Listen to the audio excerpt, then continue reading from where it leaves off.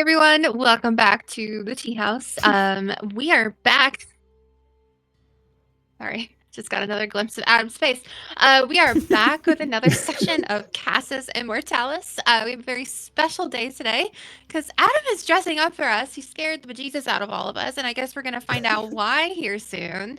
But before we jump into the session today, we have a little bit of housekeeping, a little bit of announcements. This Monday, we are back with Echoes in the Grey City. The party is currently being ambushed by one of the gang members, by one of the gang syndicates in the town of Lassier. So we'll see if they're able to escape out of this fight with their lives. But we have some other fun stuff coming up. So if you head over to our Discord, and if you're not in our Discord, what are you doing? So head on over there. We actually have signups open for our next 2 one-shots in June. So if you guys want to come and join for our one-shot run by our lovely friend Meg from over at Grimstone Gaming, she's going to be running a 5th edition one-shot for us, and we have 3 player spots left open for it. After that, we are back with our next session of Pick Up D&D with Wayne the Goose, where we have a couple of player spots left open for that as well. So if you guys want to come play with us, if you see us and you're like, man, I want to be doing that with them, then head over to the Discord and sign up to come play with us. And outside of that, we actually have a couple of updates to our merch shop. So if you guys want to go get some cute stuff, look as cute as we do, and rep your favorite goose, rep your favorite little teacup mimic, then head on over to our merch shop, and we'll get a link in the comments for you there in just a second. Also, last but not least, if you enjoyed our music before and after and during our intermission of the stream, that is by a lovely musician, Swedish musician named Totomori, who has so very kindly given us permission to use his music, and we all love it. So go check him out on Spotify, go check him out on TikTok. All right, that's enough of me yapping. I can't look at you straight in the eye, Adam, but I'm going to hand it off to you now. Hi. I'm doing all this on purpose. Yeah. Welcome everybody. It's been a bit. So we'll do a little recap. What do you all remember? Anything particular, or am I gonna do some heavy lifting this recap, which I'm okay with doing. I hope you're feeling strong. Fighting in the basement. We have a teenager. I hope I'm feeling strong. Well, you guys parted ways with the headmasters. You're in this city of this magical college town, basically, of like these sorcerers, the wizards, and you parted ways with the headmasters, looking for information on Ashran, as well as the Obsidian Order, what caused this, like, these Modrons to go rogue, and in your departure, you took a new member with you, Gab's brother, Remy, this enthusiastic bookworm who is wanting to explore the wider world, secreting him away from from Gab's sister, Seraphine, who is now looking for him. You guys left the town, took a break, and headed back in, looking to resolve your business with a certain Dandy Rondabon, the owner and proprietor of Dandy Rondabon's Familiar Emporium, where he has a number of, probably hundreds of familiars statues that have been petrified and put into storage for him to unpetrify as need and sell. You guys secreted your way inside, and additionally, Morta figured out this seems to be an entrance into the black market of the city. And as you guys attacked, the gargoyles, one, joined sides thanks to switching sides thanks to Nona.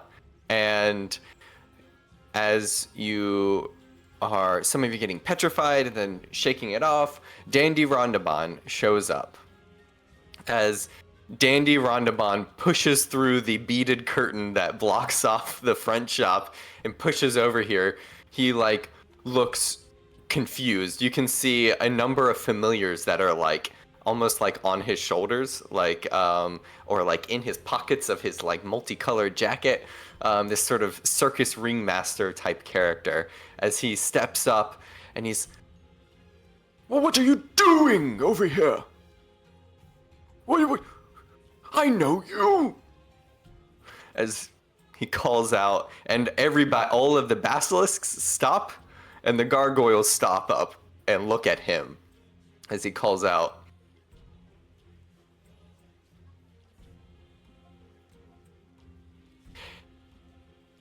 Gargi, remember where your loyalties lie.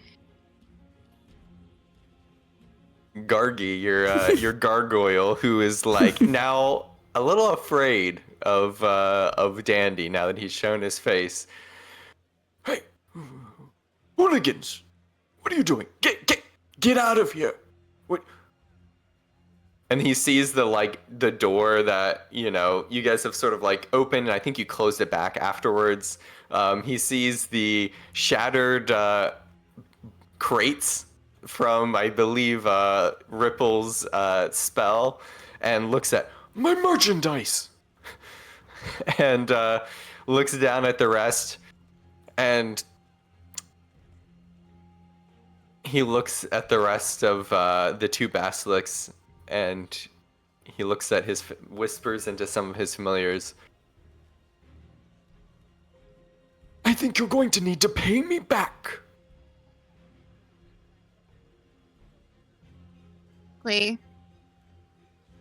Dandy, I don't think anyone needs to pay you anything. I think you need to pay for your crimes.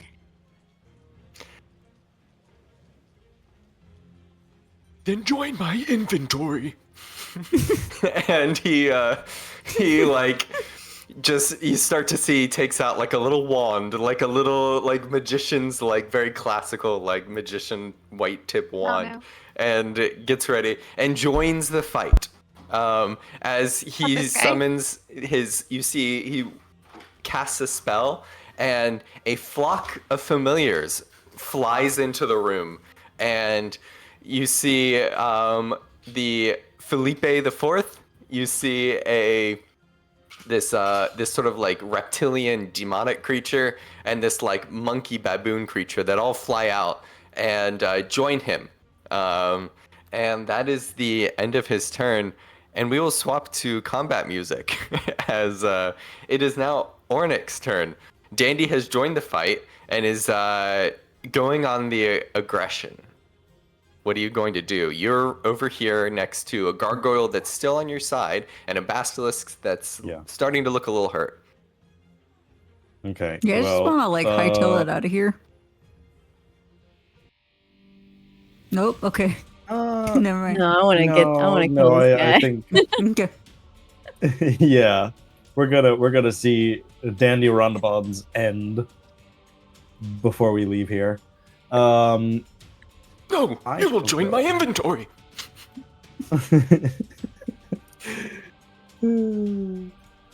think you're gonna be your own inventory soon, as you're gonna lose all of your inventory.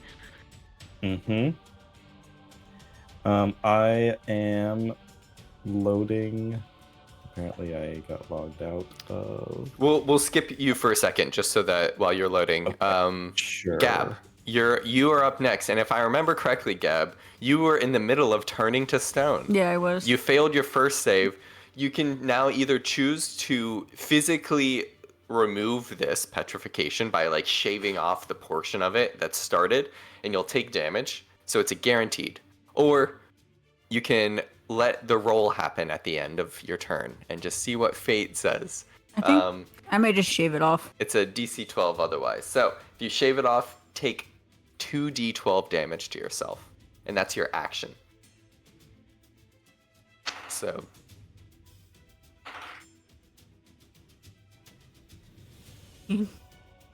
so you took 15 slashing damage. Oh, I did, I think. As you hack off Never mind, that was not a good idea. As you hack off this, and you guys see like this giant chunk of like rock come off, and you see blood just start to come out. And Gab just loses, like, just faints at the loss of blood and falls down in front of this gargoyle. Oh. I will put a little we'll put a little suffocation marker on you so that people know that you're downed. So, that was the end of your turn. But you're no longer petrified. So you're not turning to stone anymore. And next up is Ornick. Are you ready? Okay. Yes.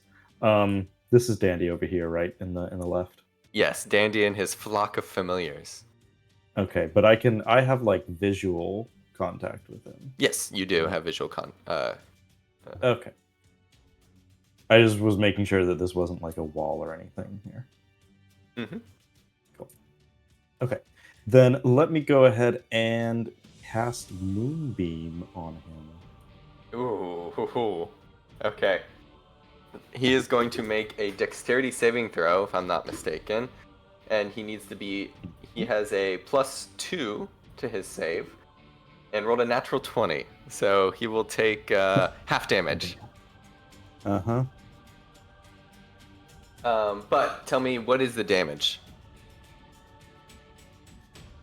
2d10, so... You think I don't know a thing or two about magic? And he waves his wand and just kind of like sidesteps most of the beam. Yeah. That is a 12. So 6 damage. Okay. Yes. But even then, you see, like, he is a magician. He is a mage. He is not like a hardy warrior. So every little bit matters. Mm-hmm. And do you want to capture his familiars in there or not? Oh, I feel bad doing it. I would like to try not to, and just to have it like just barely touching him. The familiars are very happy because familiars don't have a lot of HP, and we'll put a little marker on the board for it. Do you have the ability to draw? I think it's a circle, right? I see drawing tools. Yes. Maybe you can try to figure out how to draw a little circle where you drew it. Okay, next up is Morta.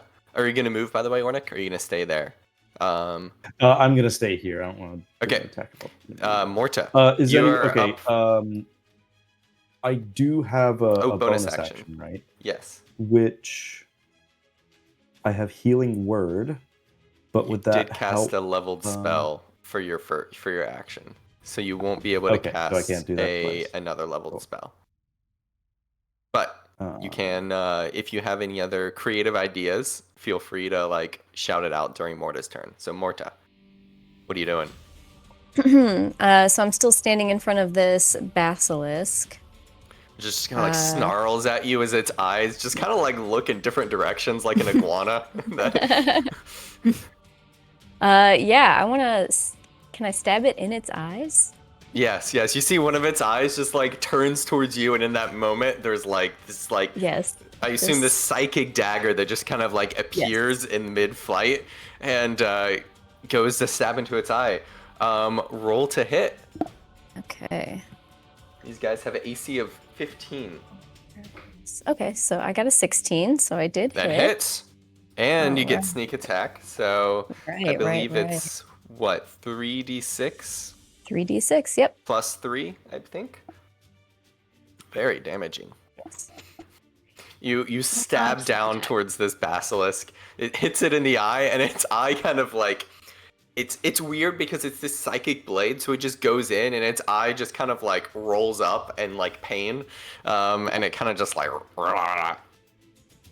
I love the noise. I think it's 11 altogether. 11. This is this is a bloodied basilisk now. Take that, snake. It is starting to not look too good, and you have a bonus action to attack again, disengage. Yeah, I'm gonna stab it again. I'm real angry right now because I don't like what's going on with Gab over there. I believe because you have you have like Vex, so you have advantage on this attack now because you already hit once. That's correct. So. Okay. Just good. Come on, advantage. All right. Wait, it's 16, right? Yeah, that hits. Yeah. So 1d6 damage. Okay. 4. Nice. Looking more and more hurt as this basilisk kind of like, you see blood trailing out of its nose that kind of like, it's this weird greenish ichor that then turns to stone as it comes out and drops off into like little pebbles. That is the, are you gonna move? Stay there. Nope, I'm going to stay there. I want to finish this thing off if I can. Okay. The gargoyle that is on your side still seems to be on your side at this point, Nona, and just kind of like looks towards you for an order at this point. What do you want? It can attack the other basilisk. It can go help somebody else. It can go after Mr. Rondaban. What do you wish? I'm holding my great sword in both my hands. And I'm fiery right now. Nona just like is glaring right now. She looks over at Gargi and then like brings her gaze over to Gabriella, and I just kind of cock my head over to Gabriella, like help her. Okay. You see the gargoyle nods and go, of course, and heads off and flies 5, 10, 15, 20, and uses its bonus action to dash a little short and tries to grab on and like suplex the other gargoyle to hold it in place. So it's going to be a contested check. The blue dice will be for you guys. A failure, unfortunately, with a 5 versus the 12, and it can't seem to hold on to it. But it is distracted now. These two gargoyles, Gargi and gargoyle number 2, who has not a name. Gargi and Boyle. No, I swear, she's a good mistress, is what he's saying to the other gargoyle. That is the end of his turn. The basilisks are going to go now. The basilisks are both going to roll to see if they get their poisonous fumes back. One of them does. So the one above does not. The one above does, and is going to breathe out a poisonous fume as its eye is kind of like split, and now it's like defective after getting stabbed multiple times with a psychic blade. Its mouth opens almost like a little bit like sideways a little bit, and then it spits out this green fumes to Morta and Ripple. Please make a Constitution saving throw. As have you guys ever like cleaned your bathroom or something when you've like used like some sort of like caustic material and then you start to like cough? It starts off as that and then it's just like starts to burn your throat. What were your rolls? Did you beat a 12? 3 and Ripple? I'm sorry, what was the roll? A 12. What's the check? Sorry. Constitution, thank you, sorry. 9. Okay, you both take 11 poison damage, as I believe Morta is halved, so you only take 5.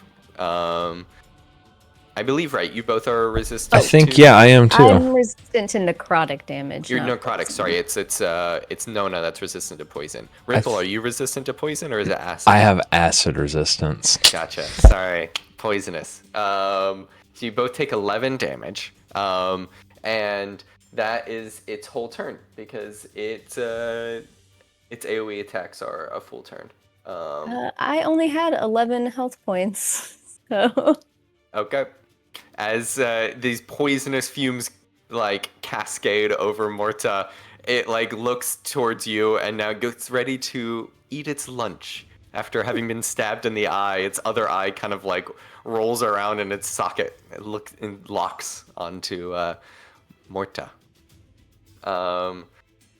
The end of that turn, the other one is just going to try to petrify you guys and take a bite.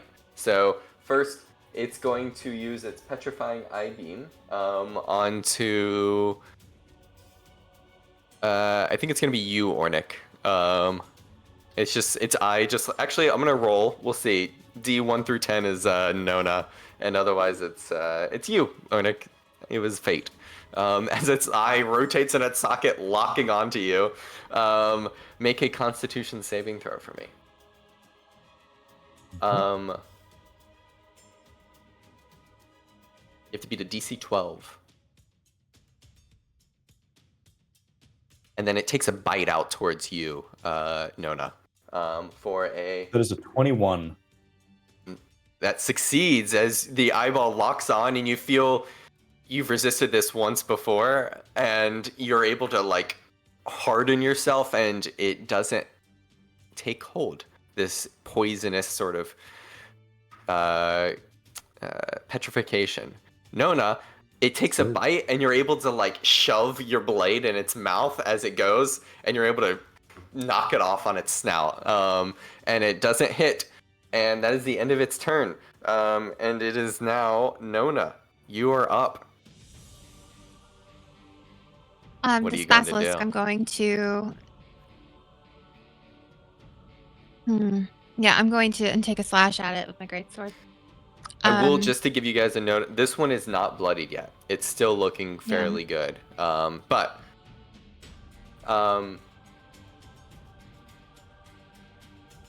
And I'm open if you guys have creative ideas, you know, there are creative ideas in this combat. You know, there is a variety of things around here that might be useful or not. If you wish to attack, by all means. Always keep your eyes peeled for creative ideas. So, Nona. I am going to... Nona has her sword in her hand. She's clasping it pretty tightly. What she's going to do is she's going to... see Morta down, and she's going to want to get over there as quickly as possible. So what I'm going to do is Nona is going to grit her teeth and she's going to take her sword and slash the basilisk in front of her. But then she's going to action surge. Ooh. And you're going to see her like almost like the tip of her tail and the tip of her horns, even though one is like half torn off. You're going to see them almost like glow and tinge a little bit.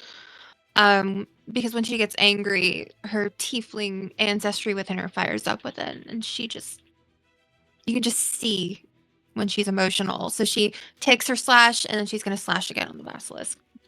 Okay, roll to hit. You get 2 attacks. Oh boy. First attack is a... First attack is a 13. 13 unfortunately misses on the 15. Second attack is a natural 20. Natural 20, let's go. As the first attack, it's still kind of got like its mouth open, ready, and it like almost like catches the blade, and you pull out and then just stab it through its mouth. And so I believe you roll 46 plus 3. Because we're doubling it, right? So it's 46 plus 6. The 3 part doesn't get doubled, just Okay. the dice. Tragic. Unfortunately. But Okay, so that is... it is going to be very painful. That is going to be 22 plus... Yeah, so I rolled a 5 and I rolled a 3. So that's 8 plus 8 is 16 plus 3 is 19 points of damage slashing. Nice. This... you took it from feeling really good to feeling really bad. As this basilisk, you cut into its throat, and you seem to like sever whatever this like poisonous like gullet that produces the fumes, like all of the alchemical reactions going, get severed, and you just see blood just pouring out of its mouth. And this basilisk is no longer capable of breathing fumes. It is restricted to just biting. At this point. That is the... do you have a bonus action? Bonus action?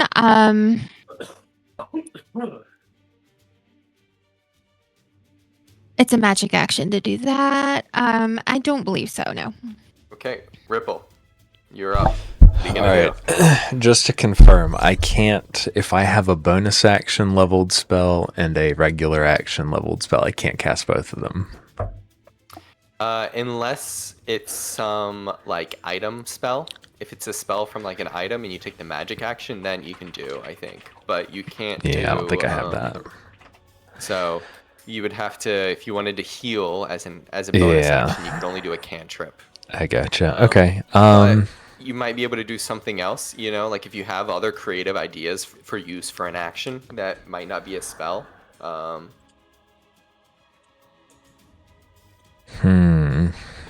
I have so many different options, but none of them are the correct choice.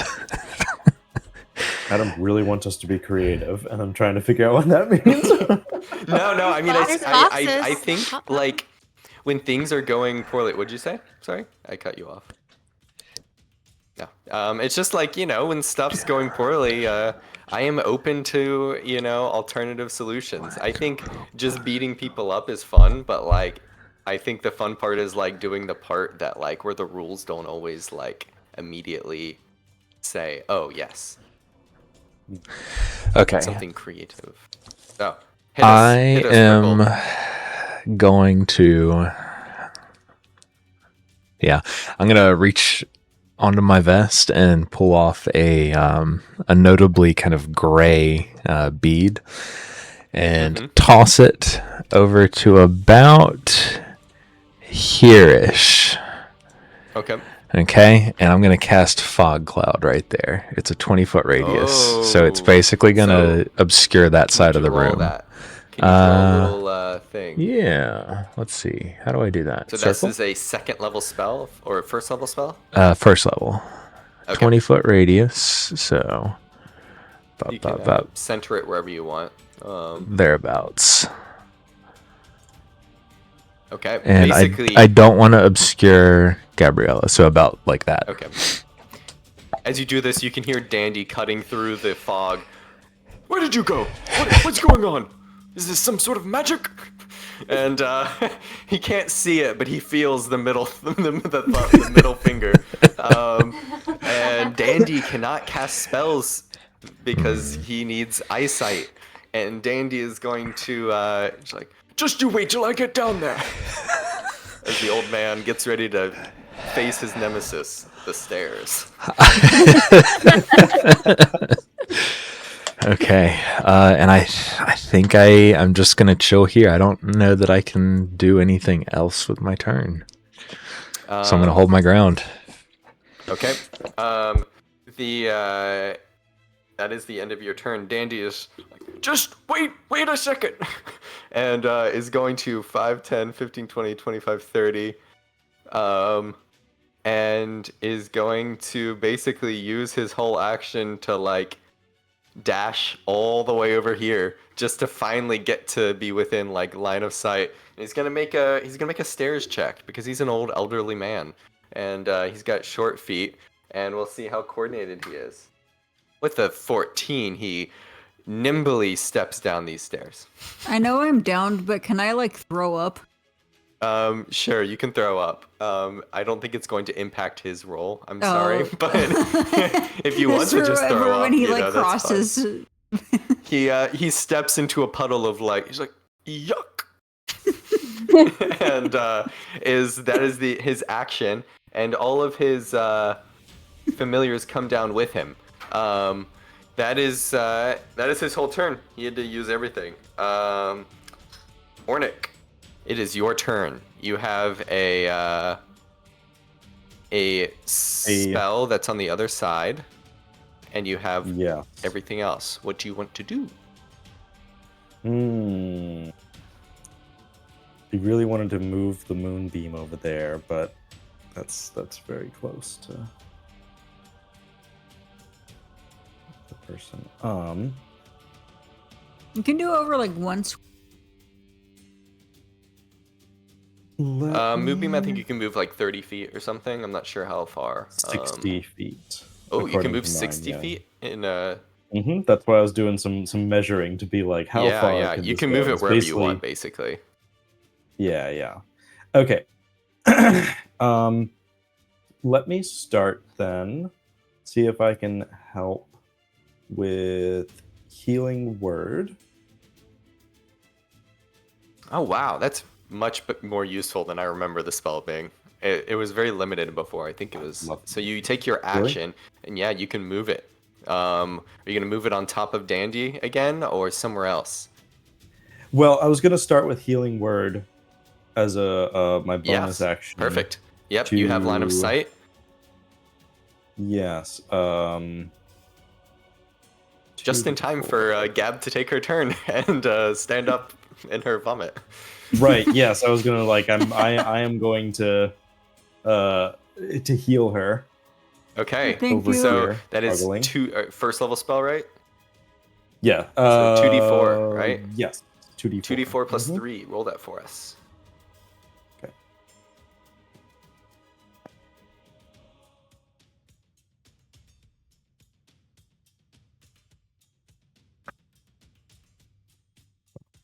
And then 8. Then. So 8 healing. Is that Yeah. with the 3 that you get added to it? Or Yes, yeah. Just okay. Yeah. So I 8 rolled HP. 5 and then. Gab, you roll over and you're like, you're awake. And the little bit of dribble comes out of your, but you swallow back the rest of the vomit and you're ready. I'm guessing it is like I there's no way that I can place this such that I am only touching Dandy here. No, you can. That's fine. I'm not gonna begrudge That's you fine. on that. You can position it there. Okay, then yes. And I will get rid Dandy of my makes other- another dex save for a failure with a 9. He takes full 2d10. Ooh. How much damage does Dandy take? I'll delete the other one. Okay, yeah, I was trying to delete that. 10, 5, so 15.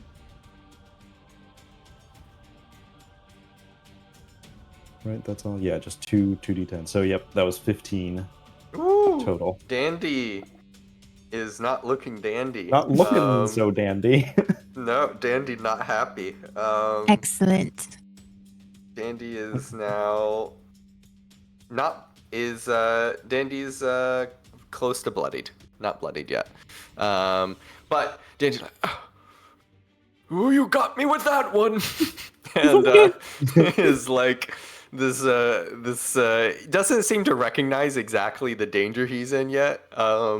Just like, just you wait till the Obsidian Order gets here. And that is your action and bonus action movement.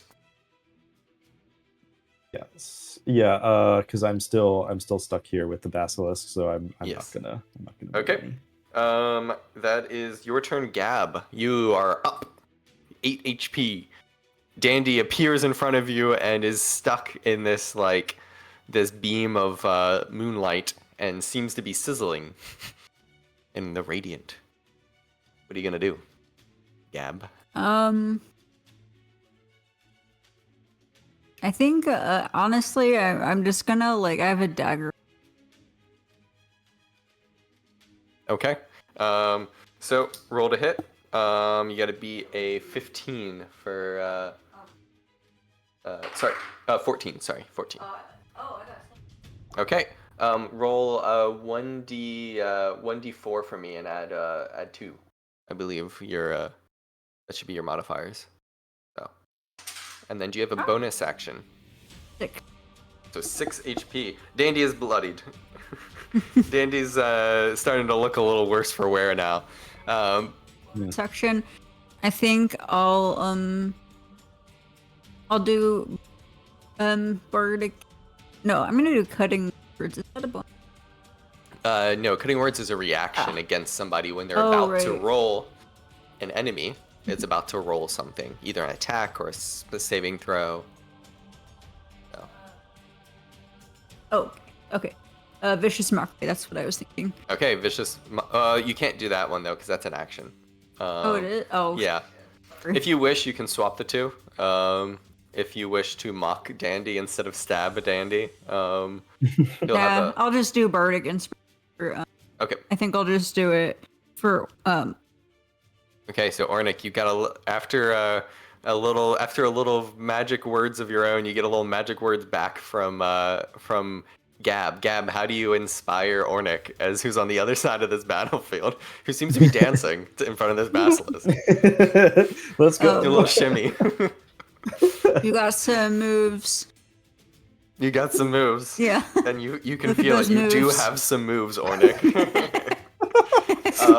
Morta, hit us. Hit us with your moves.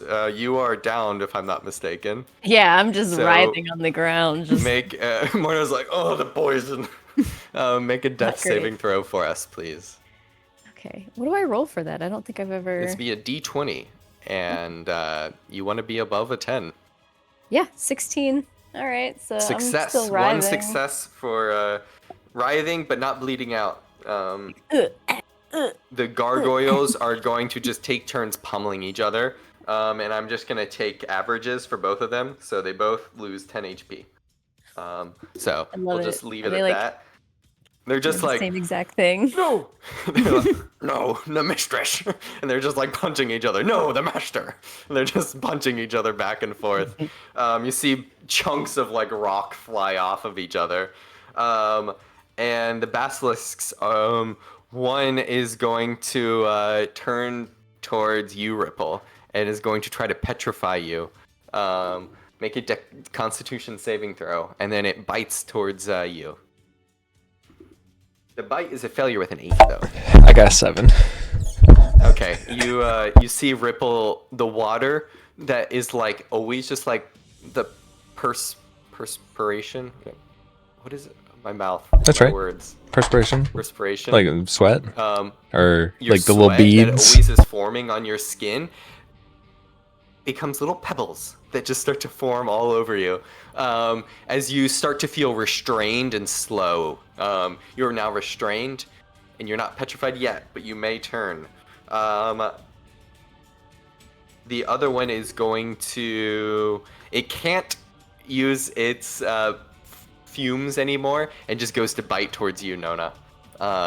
As you're the one that... actually, I think it's going to pull away. It got severed, and it is not doing too hot, and it is going to try to run.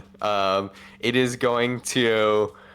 These are trained monsters, but they are not without instinct. And it runs 5, 10, 15, 20, 25, Opportunity 30, attack. 35, 40, and just runs into the fog. Make an attack for me. Incredible. It'd be to 15. That was 10 plus 5. That's 15. Success. Roll damage. Beats it. Yay. Okay. That'd be 9 total. It 5 roars plus 1 in plus pain. 3. As it escapes, but into in the fog cloud.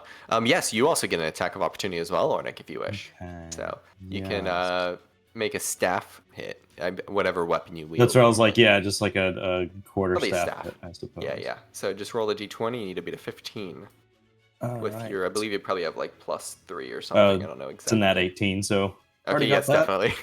Roll damage. And then 1d8 minus 1 is what my thing is. You're up next, Nona. What do you want to do as this basilisk runs away and survives, but is looking very... And you can just see like the drops of like this green blood that fall onto the ground and then turn to stone as soon as it leaves its body.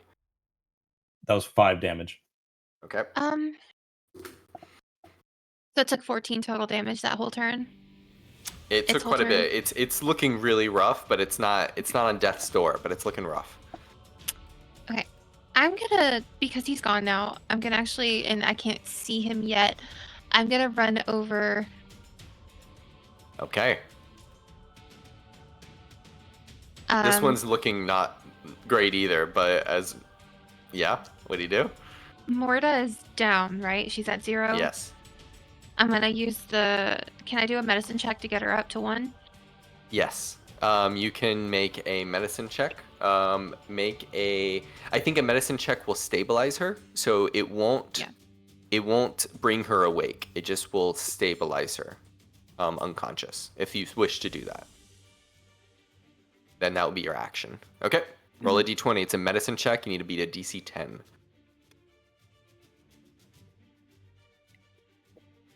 9 plus 1. Ooh, okay. You are stabilized, Morta, as your wounds are wrapped. And make a perception check for me, Nona, as you go and run towards Morta. Make a perception check.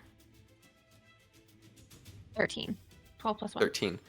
You see a variety of alchemical potions that are locked behind in this cabinet, this bookshelf, this stone bookshelf that is next to where the gargoyle was originally perched. You see the bulk of them look like the same green blood that drips out of the basilisk. That is the end of your turn. That is your action. Do you have a bonus action? Not at this time. Okay, Ripple. You are turning to stone. You can either take the forced damage and remove it, or No. Okay. No. You're restrained, so you can't move. But I can't move, but I still cast can. spells. Yeah, I can do the somatic components for spells. So I'm going to reach for another bead on my vest. This one is sort of, it's like it has been perforated effectively to allow for it to break apart, and it's got carvings of basically like synonyms of break and spread. And I chuck it at the wall about where this torch is and cast Shatter. Oh, okay. And I'm So also you're going to use my Channel Divinity and use Destructive Wrath to maximize the damage. So either he takes 12 or 24 damage. Thunder. Okay. Dandy Rondamon has 22 HP. So if Dandy fails this Constitution saving throw, which he has a +1 on, there's more than a 50% chance Dandy's gonna fail this.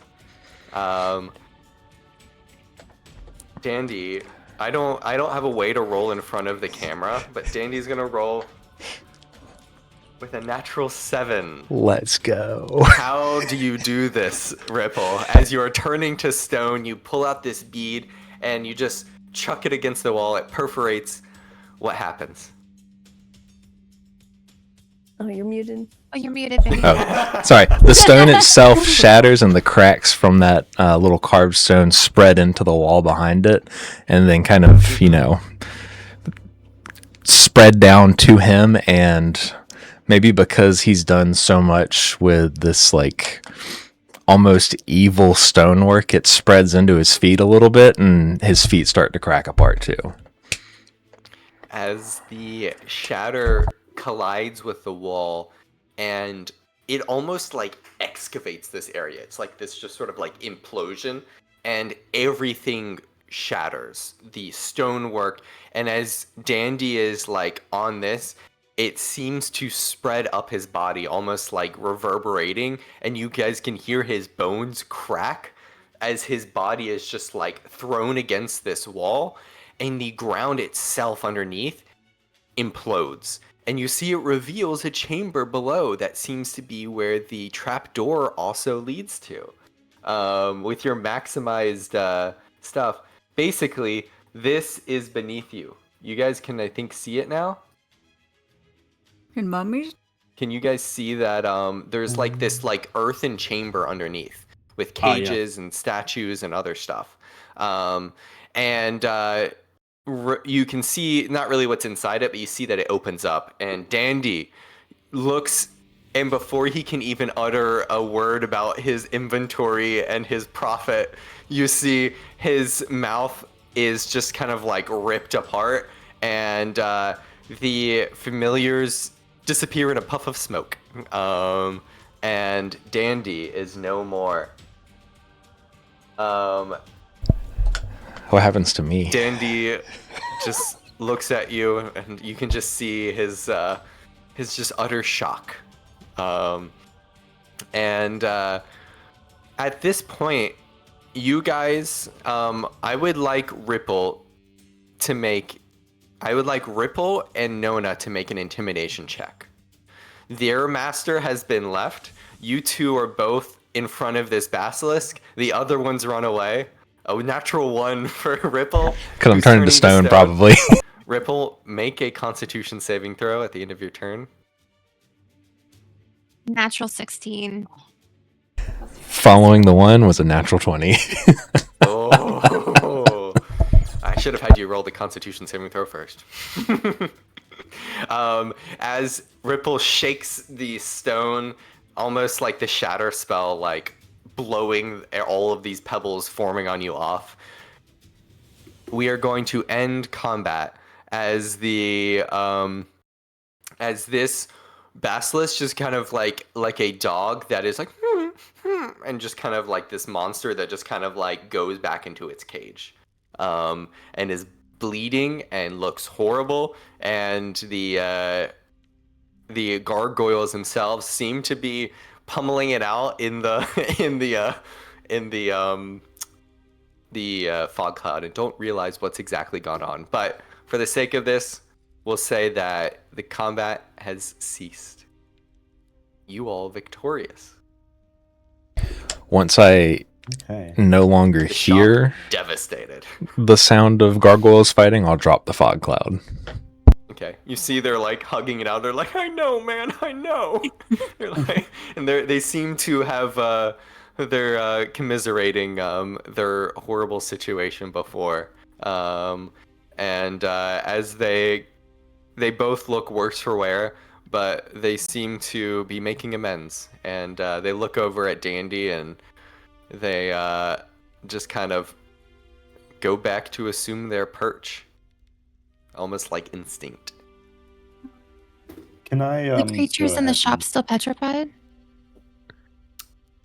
What we are the statues of like the creatures around here petrified? So yeah, so there's many crates that are full of like petrified creatures, typically familiars, but you see some that just look like potentially just like pets. And Ornick, what were you saying? I was seeing, can I go ahead and cast Cure Wounds on Nicole here? Yes, definitely. Roll 2d8 and add 3. Morta didn't even really get to see him get obliterated. So 9 So total sad. HP to her. Okay, you come back up with 9, Morta.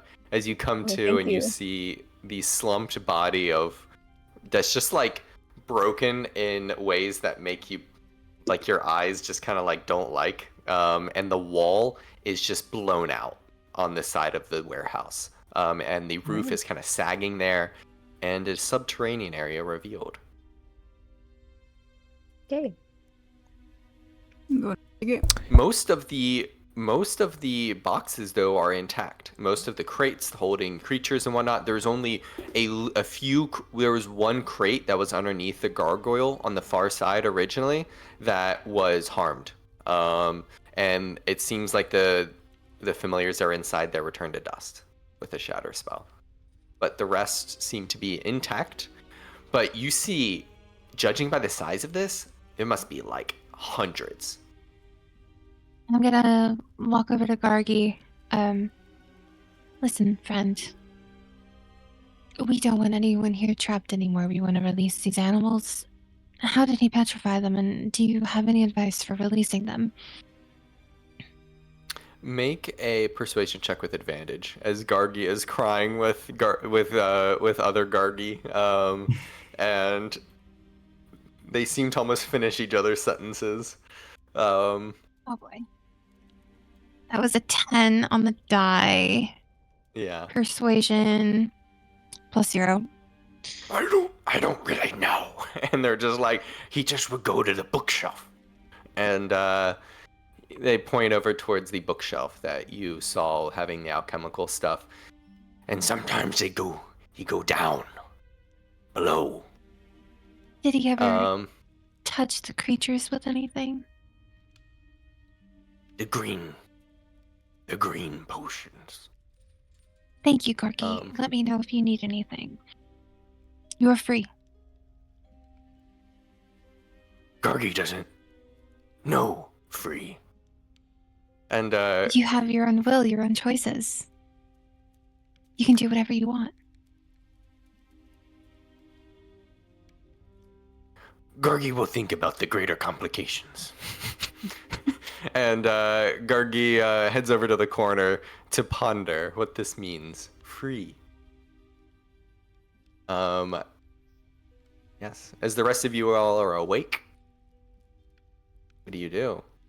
I'm assuming Morta's still on the floor, so Nona's gonna kneel down and help her up, but then quickly pull her hand back. I'm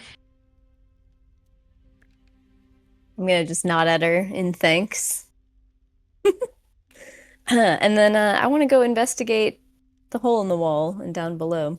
Yeah. As you kind of like peer down, you can see that it's basically like, I don't know if you can see me poking, but it's like this north side of the chamber that's like kind of caved in. You can see as you look down what looks like a very tiny baby basilisk that's in a cage on the top side.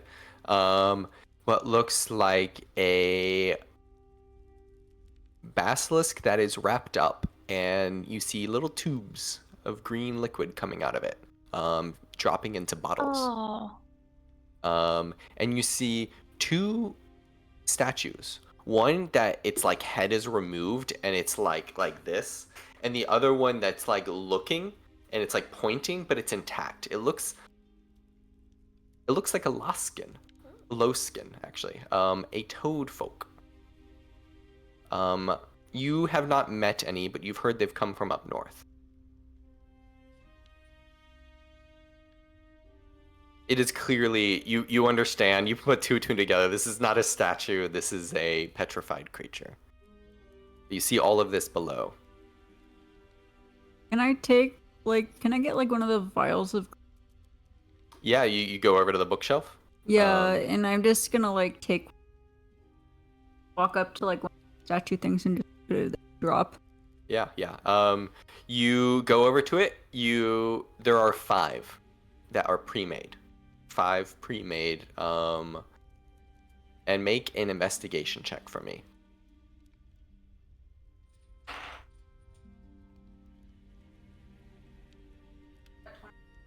You see 5 pre-made depetrification potions, basilisk, sort of protective measures, and you see 2 healing potions that are hidden in sort of like this like underneath like a lid that like clearly he's keeping as well. So you can mark off that you have 2 healing potions, and you take one of your anti-petrification potions, and you see a small baboon that wakes up after being unpetrified, and it kind of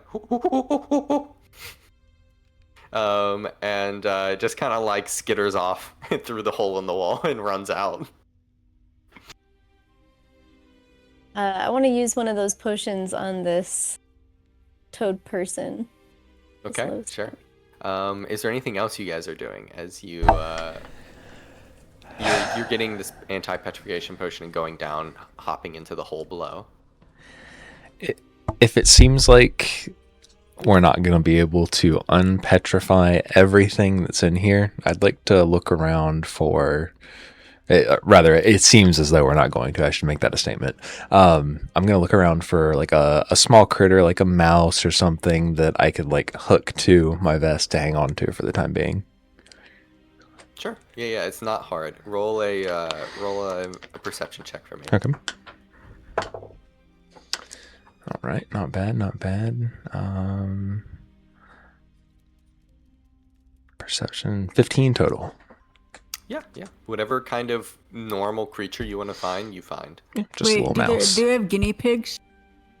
If you wish to spend time looking for guinea pigs, you're welcome to look for guinea pigs. Okay, I'm gonna look for guinea pig.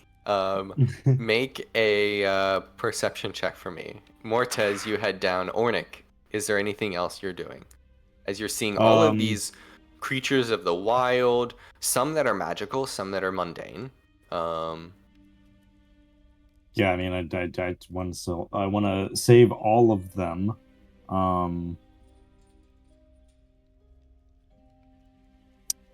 Where's the cat? Oh yeah. You guys hear a like bursting through the beads, Remy, who is like has Felipe the Fourth like perched like proudly regal lion on top of Remy's poofy hair. And Remy's like, I can't get it off my head. It just... And you just hear a meow. And Felipe says, forward.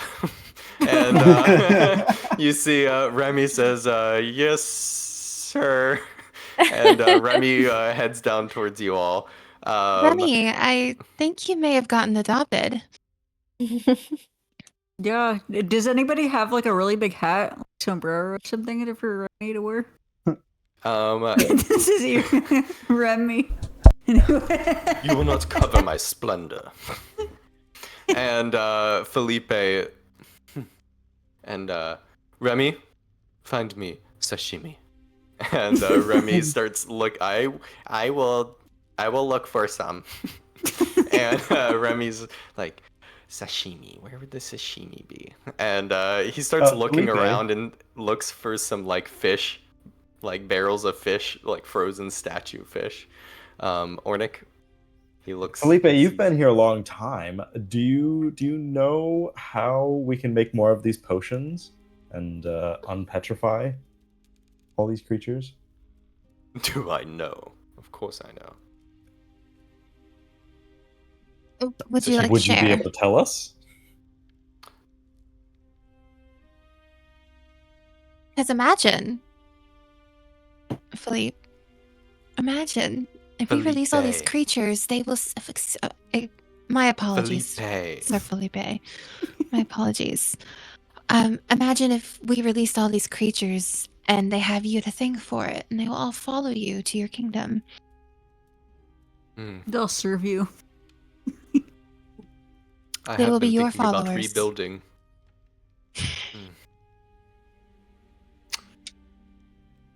We do need to find my true master. Who's Who would this? that be? Where is my sashimi, Remy? And Remy's like, Remy, I'm looking, okay? And what was your perception check, Gab? Oh, only 5. You don't see any guinea pigs, unfortunately. Not yet, I don't. Not yet. You could look, and Remy's like, while I'm looking for the sashimi, and he's like talking to the rest of you all, we kind of made a lot of noise, and you guys can hear that like there is some commotion outside. Like you can hear stomping of boots and other things. What exactly is going on, you're not certain at this point, but you've garnered attention. Quick, everyone, Morta downstairs. Let's heads get down there downstairs and before close. everybody else. While everybody else is talking and you're hold hearing on. this, Morta. Yes? Can I poke my head up in the like main lobby of this store and see if anybody's inside yet? Yep. No, but you make a perception check for me as you see Okay. figures outside the windows. I'd like to go in. Quick, everyone, downstairs. If it would make sense, I'd like to go and try and close, like make the door look like the store is closed. You said perception? Yes. 23.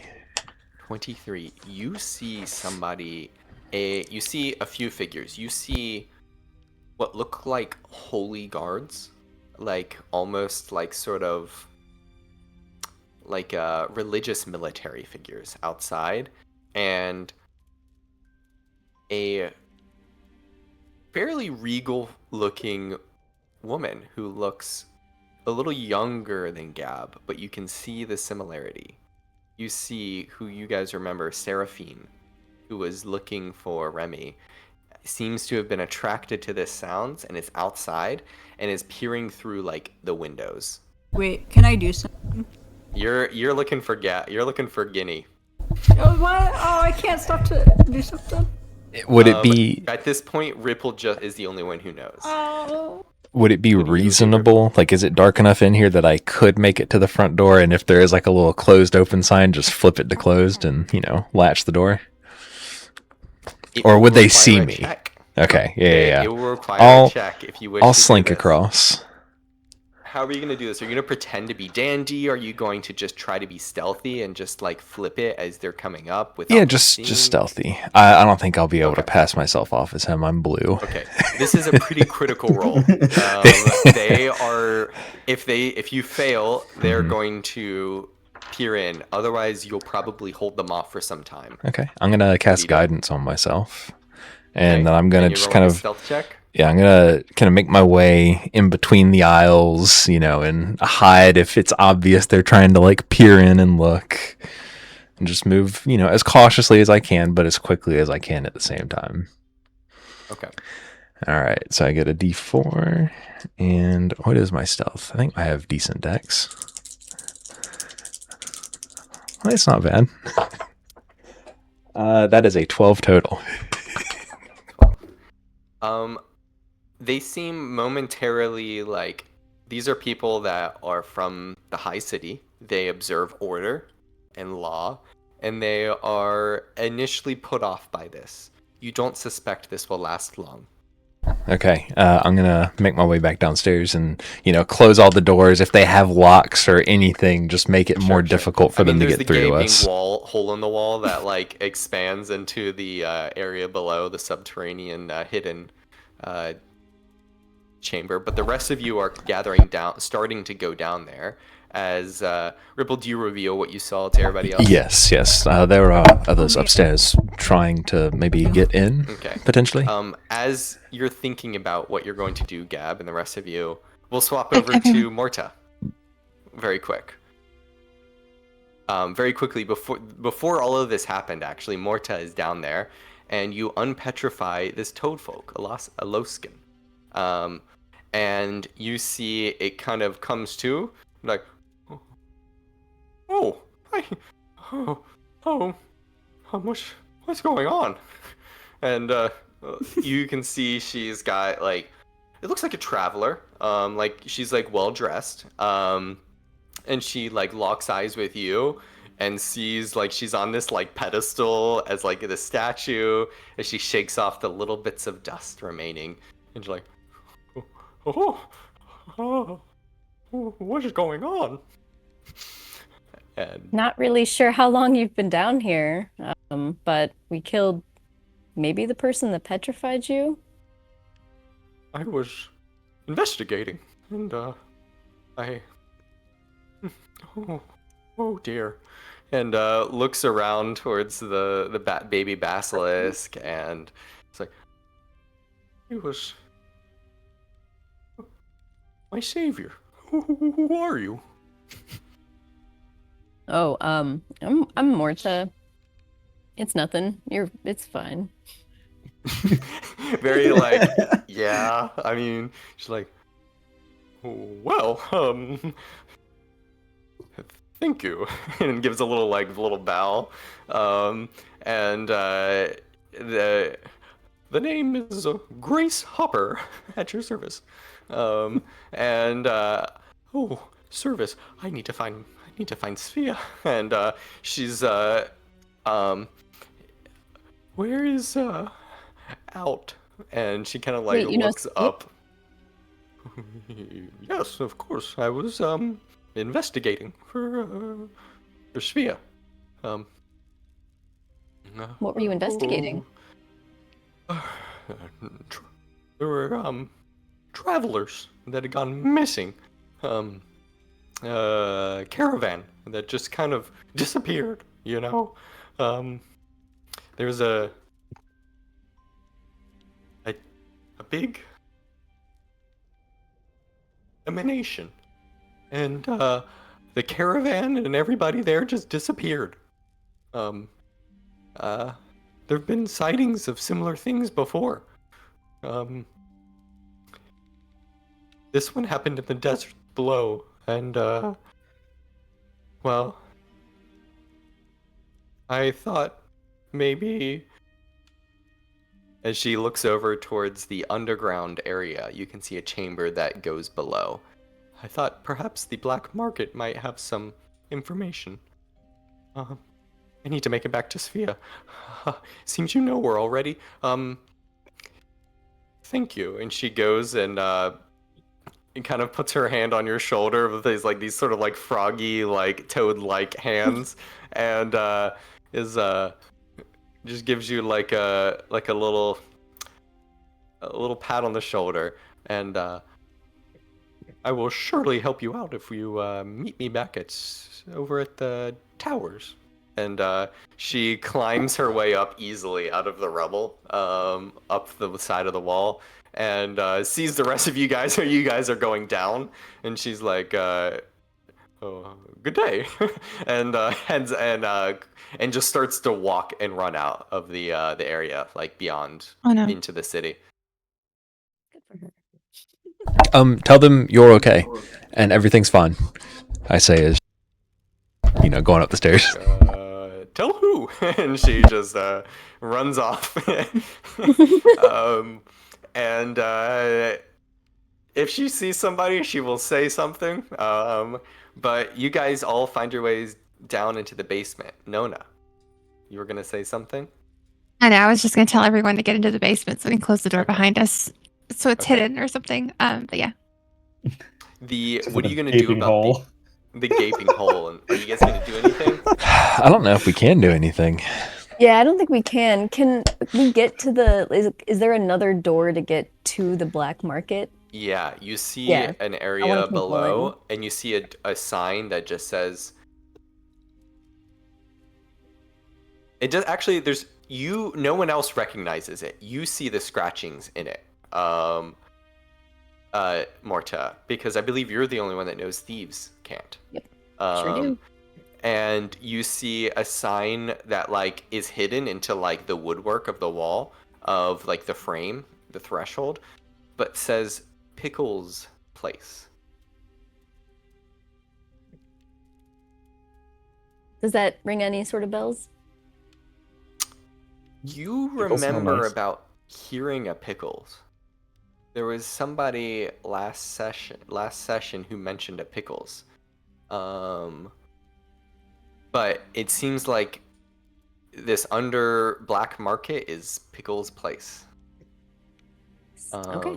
Well, I'm gonna say let's go down and hide in there for now. Okay. There is.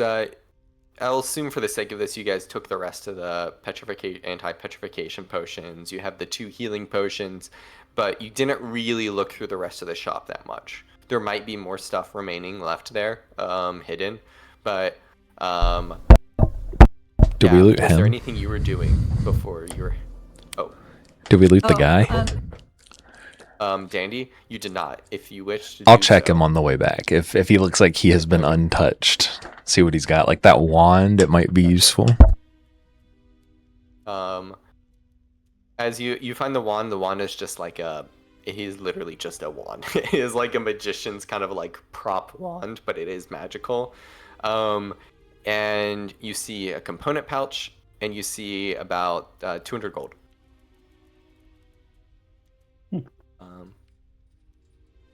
And you see a small script of paper that indicates this 200 gold is meant for the Obsidian Order.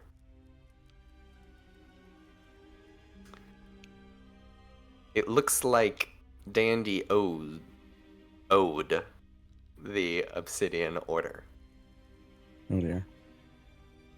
I'll pocket everything. Does anybody have like a medicinal kit or anything?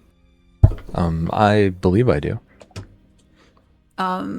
Would you be able to make like a Metamucil type? We can like put it in his hand, like make it look like he like overdosed on like Metamucil or something. So to be clear, you want to put a half-drunk, partially drunk drink of fiber and make it look like he choked on exploded the wall and ground around him from this magical fiber drink. Yeah. Okay. Weirder things would probably happen. Bro was really backed up, and it worked too good, too fast. I'm not exactly sure what that would even look like. I'm will not going to be. say it's impossible. We would need like an herbalist. We don't have the. I do have an I'll roll a herbalism nat 20. kit. You Oh, do shit. Maybe it's something we I'm can find in the just- black market.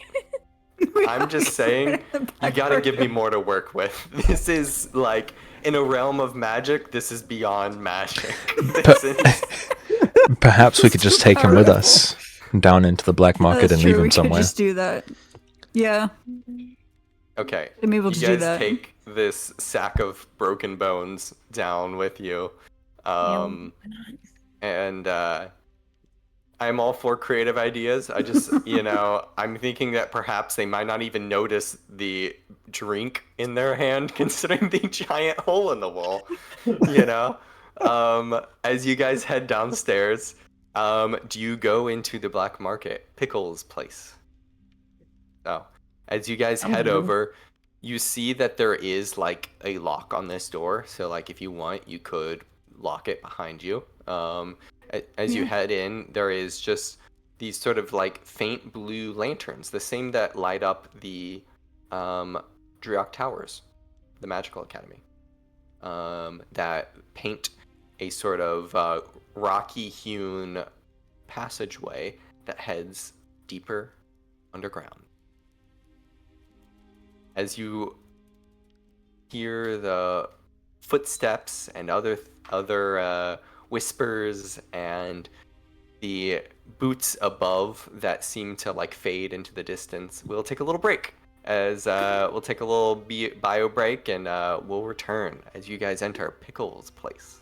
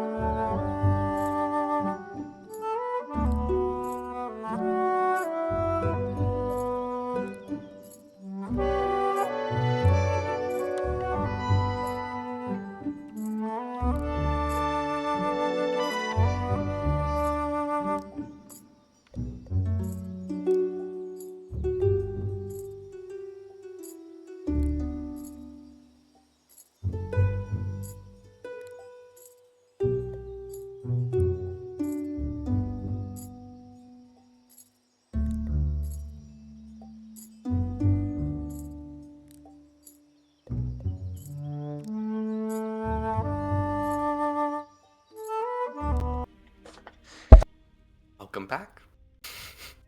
As you all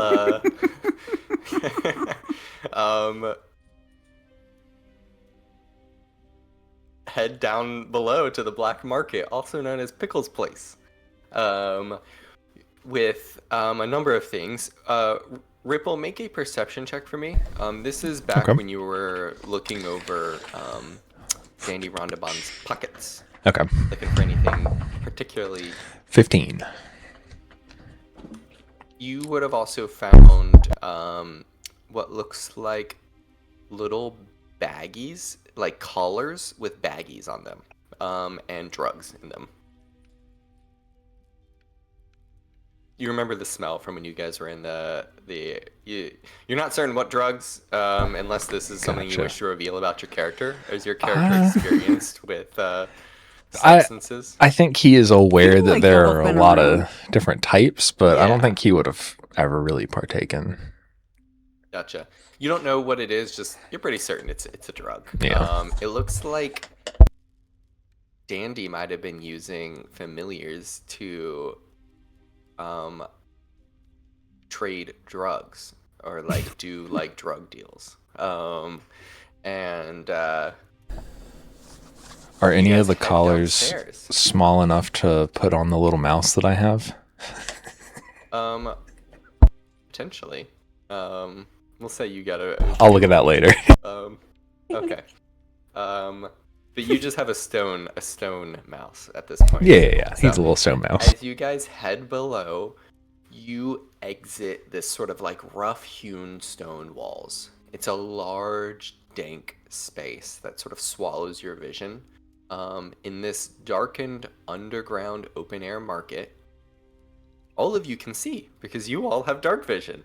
I think it's the first time it's ever happened in a campaign for me. The stones echo with fast footsteps and guarded whispers as people filter in and out of like narrow offshoots. And there's only one sort of like louder kind of like punchy voice that kind of like occasionally echoes amongst the people. You see a number of markets, people just going about their business looking kind of shady. You found the black market, Pickle's Place, underneath Driocht.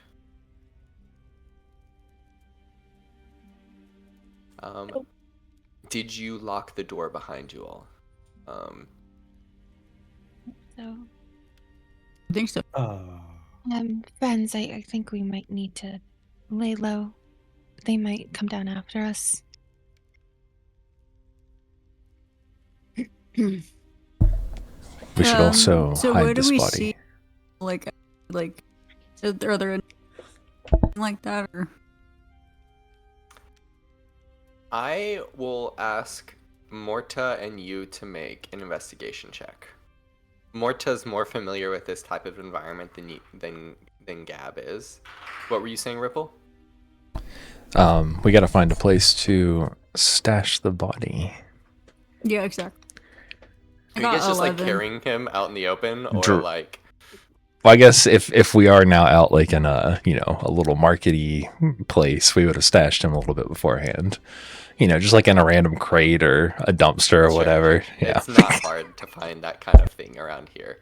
there are broken alleys and whatnot that it seemed to have been like collapsed in, and you can kind of just like shove them to the side. Yeah. What were your 2 rolls, Morta and? You got 11. I was 7. Okay. I mean, Morta, the DC was lower for you. You haven't been to this particular one. It just seems like usually when you go to a black market, you're looking for like who's the proprietors. If there's like multiple, you suspect the Obsidian Order has a lot of influence here. So like take that for what it's worth. As you haven't been down here before, but you guys see a variety of like people filtering in and out. You see stalls of like people looking around. You don't actually, now that you're looking, you don't see many. There's not like a bunch of like shop owners around behind the stalls.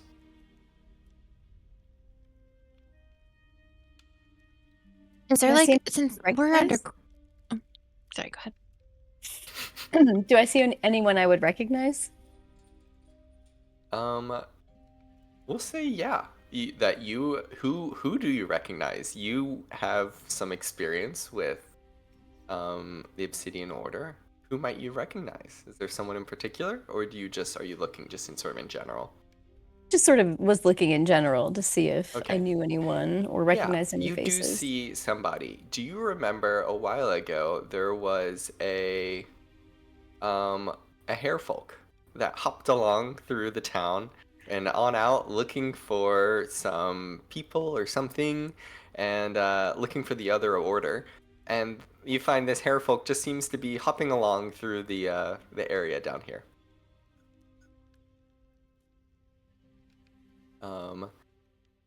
So, Nona, what were you saying? We haven't stashed the body yet, right? We're still kind of carrying it. Yeah, we just chucked him in some random alley just to make the search that much more difficult for the guys upstairs. Oh, okay. Yeah. I'm just kind of like behind the party, I'm not used to this kind of environment. Nona's not even used to being underground that much. So she's just gonna kind of trail behind everyone, keeping an eye out around them. Felipe sniffs the air. Where have you taken me? I smell no fish, no succulent sashimi. It's dank. I do not like it here. Remy, take me back up. Remy is now Don't like, take him kinda, back like, up, stuck. Remy. Remy is. Well, how about we explore a little bit? You never know. Maybe there might be something better than sashimi. Impossible.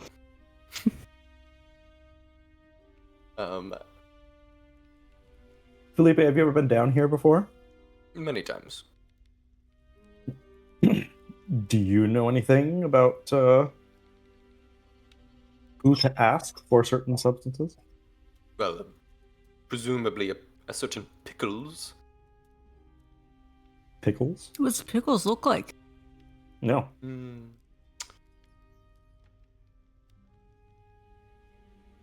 Playful.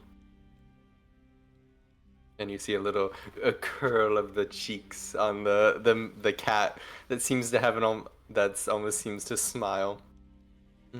Perhaps Pickles is around.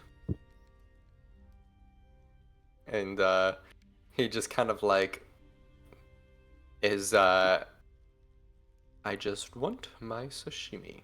And he just looks towards the rest of you expectantly. Do you know where Pickles would be?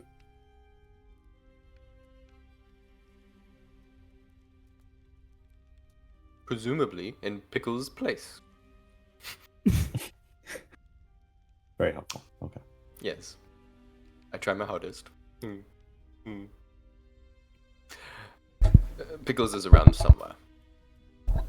I'm going to turn to I assume there's like merchants and stalls down here. Yep. The merchant part, though, is the weird part. You don't see many merchants, or any, honestly. You just see stalls with stuff up, signs that point towards, like, secluded shops that are kind of, like, partially closed. You see a variety of, like, open-air portions and, like, you know, small, darkened interiors that... and you just see... Every now and then, Morta, you see signs that just say, like, pickles, in Thieves' Cant. Okay, yeah, first I'm gonna, like, make a note that hairfolk guy is down here, although I don't particularly want to talk to him again. I am a little curious as to why he's down here, but I'd like to follow the signs to Pickles. Make a perception check for me, all of you.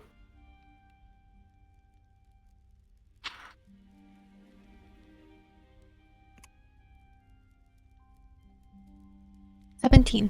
16. 8. 5. Nona and Ripple, you both catch out of your eye Ripple to the left and Nona to the right. You guys see a small puppet, almost like a marionette without the strings that have been, like, severed. I knew it. And it's just, like, sitting on top of, like, a stall, and it is Adam? its eyes just kind of like... Yeah, what would this puppet look like? Oh, rosy cheeks, a mouth that flaps open and closed, and painted eyebrows. And its eyes just kind of, like, lazily roll over you guys as you're looking. Nona, you see Pickles and Ripple as well. Oh, screw this shit, man.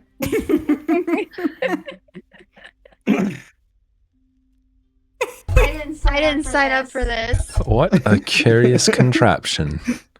I'm just gonna draw my sword and, like, hold it between me and the freaky puppet. It's at this moment that, as you say that, Nona and Ripple, you guys realize you're looking at different pickles. There are 2 pickles. One to the left and one to the right.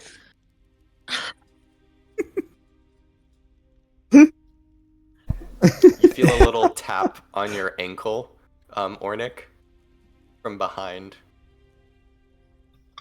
You feel this just, like, kind of caressing on your like, calf muscle. No. You just feel like a little consensual. pull, like the like something small is pulling your pants, wanting you to turn around. I'm just gonna walk up to the first one Fine, I I'll saw, go ahead and and I'm turn just gonna around. cut it in half with my sword. You just see Hex, who's just been following you this whole time. Who the little Modron twig thing that Nona bought you a while ago, and Hex is just kind of, like, grabbing onto you, uncomfortable down here. Nona, you head up to Pickles number 2. Yeah, I'm just gonna slash it with my sword. Screw this, man. As you, like, start to, like, walk over towards Pickles with some intent, you see a few other people who are, like, at this stall. It looks to be little jewels and jewelry and baubles that are here. Probably stolen. They don't seem to match each other. And as you get closer and people seem to, like, put 2 and 2 together what you're doing, they kind of, like, back off and they just start heading away. Like, they're like, oh, I don't want to be involved with this. And as you go to slash towards Pickles, Pickles looks up towards you. Its head moves. What the fuck are you doing? Listen, dude, if And you're gonna sit there and creep me out, I'm gonna slash you in half. What do you want? Why are you staring at me? It's fucking Pickles' place. What do you mean? You see, he's just like, he, like, pulls out a lollipop and just starts, like, sucking on it.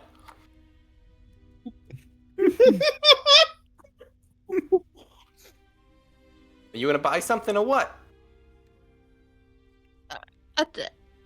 I'm just gonna like slowly lower my sword and just kind of back up.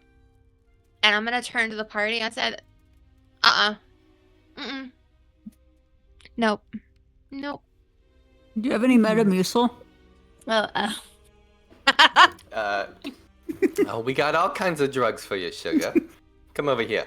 And you see another Pickles, a third, who's over on like another area, who just like calls over, and you can see a variety of drugs that are laid out.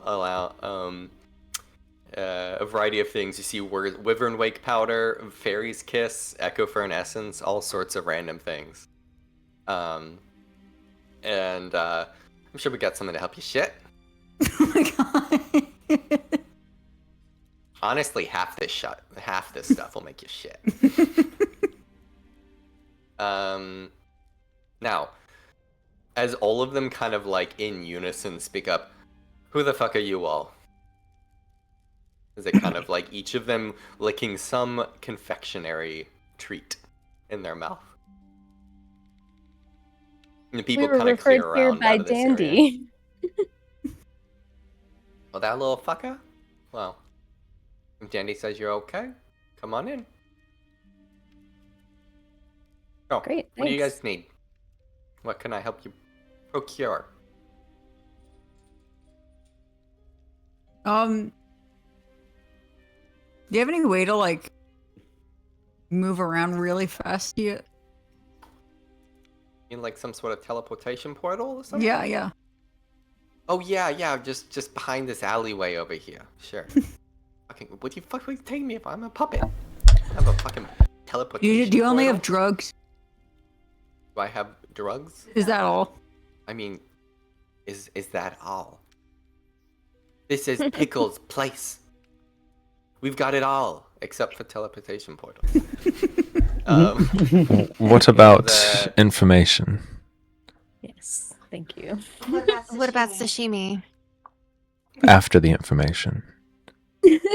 Yeah, we can get to sashimi. You know, as weird as it sounds, you're not the first person to ask. Dandy loved his sashimi. Kind of a weird guy. And you can just hear Felipe licking his lips. And he's like, yeah, just go over in that room over there if you're looking for some information. Dr. Pickles can help you out. And if you're looking for sashimi, there's Head Chef Pickles over on the far side of the district. Okay, wait, can you describe to me like what each of these drugs do that you have available? If you don't know what they do, I can't in good conscience give it to you, you know? I'm on a journey. Well, your journey should start with I'm trying to educate my education. child here. You know what results in He's people- on internship. Your younger brother is on an internship? Yeah. He's trying. We need to teach him the ropes here. Of something you don't already... Okay, if you want to purchase some drugs for your younger brother who's underage, I have no moral compunction against that. But economically speaking, I think somebody's going to end up down here and then I'm going to have to move shop.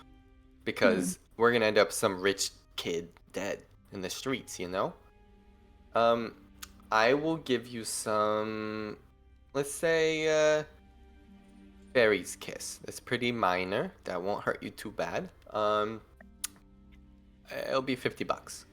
Oh, I already have Fairy's Kiss. Oh, I don't know what it does. then try it. How about that? You learn a little bit. At this point, Remy is just like writing things down. Oh. Echo Fern Essence, Wyvern Wake Powder, and marking to try later. Oh God, no. And he's like looking to see if he has enough gold. No. Oh, well, let it be. This motley crew. I'm too poor for your drugs. That does look true. That's accurate. Say thanks and I'm gonna Thank head you, over though. to Dr. Pickles. You go to Dr. Pictles for a little information. Yeah. As you guys head over, you see like a small clinic, what looks like almost like a hospital clinic, but you see there's a Dr. Pickles there, sitting behind a counter. All of them look identical. And this one similar, but with a little. You see, each of them have a different outfit. The drug one had like a little Hawaiian shirt on. This Pickles has like a little doctor's outfit, and a little stethoscope that's hanging from his wooden neck. And he looks up. Oh, new patients. Welcome, welcome. Close the door. I'll close the door behind us. Out of his mouth. What seems to ail you? We are looking for some information. What can I help reveal? Think about the Obsidian Order and the family, but I forgot their name. Any of the important families from the Driarch Towers. Synarch Oh, family. well, there's a lot of them. But anything in particular? I mean, I'm not just gonna like. I can tell you everything, but it's gonna take a while and a little bit of coin. I will take I out have the some spiced mango candy for you. Spiced? What? Spiced mango candy. Spiced mango candy. Yeah. Sure. You seem to like sweets, so. I'll try some spiced mango candy. But we need the information, though. I'm not giving. I want gold. I take out the 200 gold that was in Dandy's pocket and put it on the counter. Would this suffice? A couple questions. What are you looking for? I'll turn to Nona. Takes Or his not Nona, sorry, stethoscope to and Morta. kinda, like pulls it over towards Jeez. him. What questions do we have? Sorry, guys. It's beneficial if you're a little more specific, you know. Right. So yeah, there's a lot of things that this figure might know. But what in particular do you want to know? Like, are you just looking for dirt on people? Are you looking for like what's going on? I guess a lead sort of on like where to go next, about like the Synarch family and their connection to the Obsidian Order. Stuff like that. Yeah. You see Pickles, Dr. Pickles, looks up and yeah, I mean, most of the people down here already know, but sure, I'll take money for it and give you an answer. The Synarch family runs the Obsidian Order around here. One of their higher-ups, the Voice, she speaks for them. Voice. Who's that? He like looks around. You guys kind of like he like touches his eyes up for a second, and you can kind of like see he like rotates his like eyeball for a few times, and you see it kind of like on the other side it glows a little bit, like there's like runes and sigils, and he like looks around. Okay, no clairvoyance. Calyx. Does this ring a bell to me? You remember when you guys were at the ceremony, there was 3 Synarch leads, like heads, that were there, and there was 2 women and one man, and you gather it's based off of his description, it was one of them. And I want to turn to my brother who already knows, like, you know, a good amount, at least to want to. I feel like we should ask him to ask the guy about Pickles about what he feels like would be a good question. Is that what you guys? So you have one more question left because you guys got 2 questions with your 200 gold. But he basically told you that to summarize, it seems like the Sinark family is in bed, or at least one of their members is, with the Obsidian Order, and even runs this local chapter here. And the other, is there a particular question you guys have, or do you want to leave it up to Remy to ask for stuff? I'll leave it up to Remy. I like the kid. Ask a good question, dude. Hustle. Remy is going to roll and see what he rolls. Rolls a 13. And he has a +5 to investigation, insight, and that type of stuff. Remy like looks down and he's like,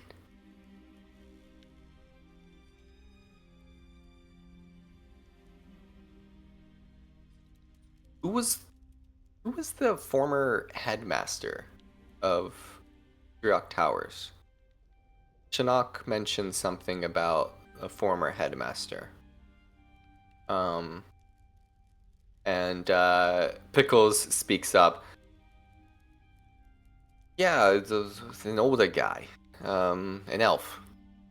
Stella, something like that. Gale, House Galeth. Well, now House Galeth. Anyway, real buddy with Ashrin back in the day. And real creepy fucker, wanting to live forever, and all that kind of shit.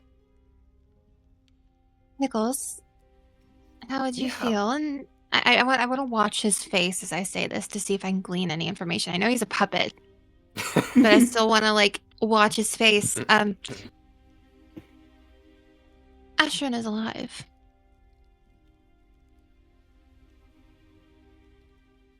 Like an insight check for me. Oh, not bad.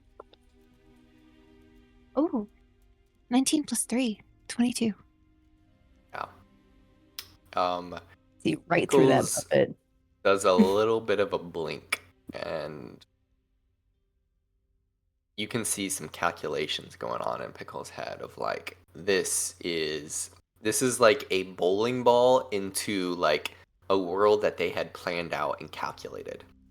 All of their math is disrupted, and they're like, everything is gonna change.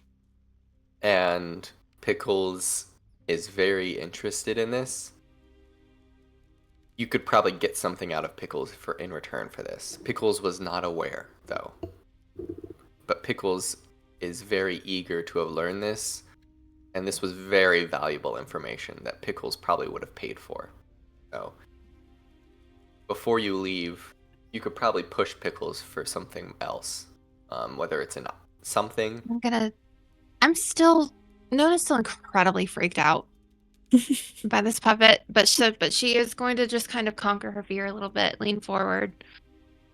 Pickles leans forwards too. Now, because of this, Pickles. Want a lollipop? No, but what can you do for me? You ask, what can I do for you? Just have it as a favor that we. Sure.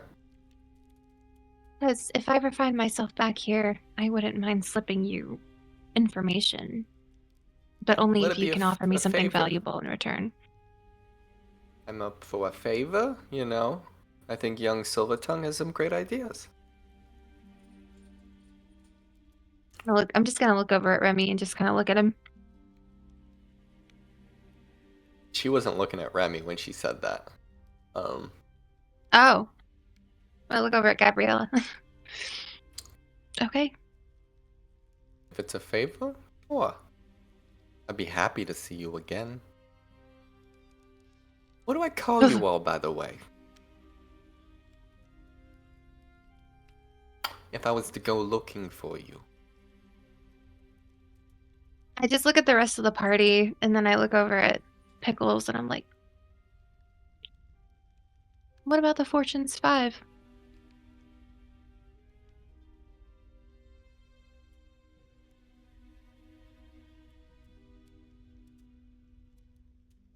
Sure. We'll go with that. And Pickles, now unless you guys actually have any real illnesses, I have other business to attend to. So.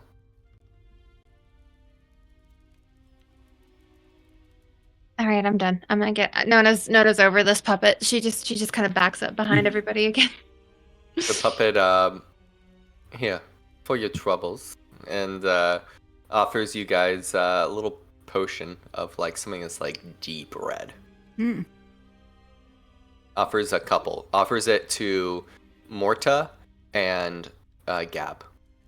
I'll take it. I don't know what it is. Deep red potion.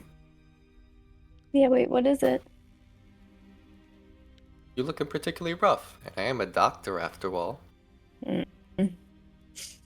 Thanks, dude. And Pickles seems to have a soft spot for the figures that are a little bit shadier,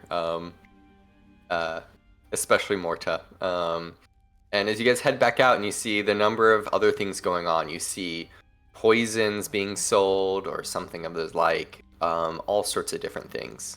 Relics, and more if you guys explore. But what do you want to do? You guys can continue to hide out down here, or there are other entrances into this area, so you could probably escape some other route. I want to shop some potions. I want to I'd see like what to see, potion. yeah, find, can we find more of the green potion, or of a way to make more green potion to unpetrify more animals? I'll have you make an investigation check on that. And anyone else who wants to give advantage or guidance or help. Oh, I'll give you the bardic. Ripple, were you saying something? I was going to say, I would like to look for some exotic seeds. Okay. Not hard. Perfect. I've got 11 gold to blow. Just make like a DC 10 perception check. All right. What's your investigation check, Morta? That's a 1. 18 plus, I'm sorry, she gave me bardic inspiration, so that was what? An extra, like, D4? Yep. Ooh, D6, 22. sorry. Oh. But yeah, that's good enough at this point. So, you don't see any down here. It seems like Dandy was the one who was procuring it for other people, Yeah, he's a as factory. needed. It was like part of his deals. But the only way you know of making it is, it seems like draining it out of the basilisks. One of which was out on a table. And it's, they have bestial-like, but they are truly monsters. And they are not trainable in the sense. I think Dandy just had like some sort of animal handling skills or something that lets him like at least communicate enough to do this. So you have the resources back in Dandy's place, but there is nothing else around here. Can I look at the potions? You see poisons and a few other things around here. Ripple, what was your roll? It was a natural 1 on the dice.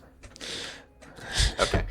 Be a 6 total. Unfortunately, apparently it's much like U.S. Customs and Border Patrol. They're very cautious about like TSA about like bringing seeds in and out of the country. So it's very rare and valuable, and you don't see any here right now. Okay. It's like they must have been out. You hear reference that there was traders coming over from Ogtia. I believe is that how you pronounce it? Ogtia. There were traders coming from the desert below from Ogtia who were having some, but they disappeared.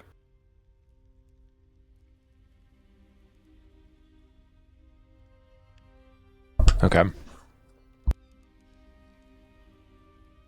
And you just kind of get like a little bit distracted, on that.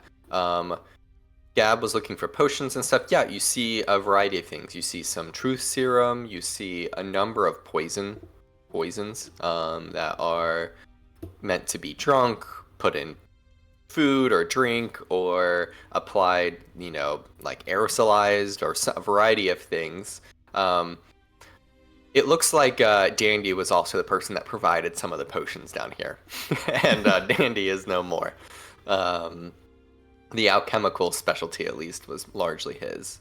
But there is a tactical specialist, Pickles, who's got this little bandana on and has like a variety of like knives decorating his wooden arms and legs, that as well as the poisons and truth serums and stuff he has. Tactical Pickles.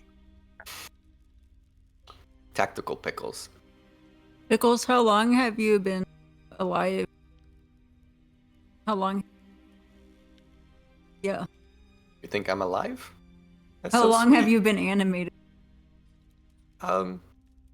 No, a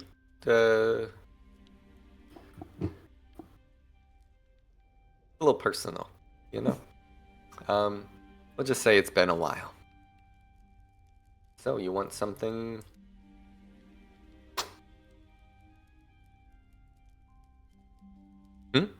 You want something? Some poisons? Some, a lover to poison, kill off? I think I'm okay. Okay. How much is that truth Um, serum? How much you got? How much is that truth serum?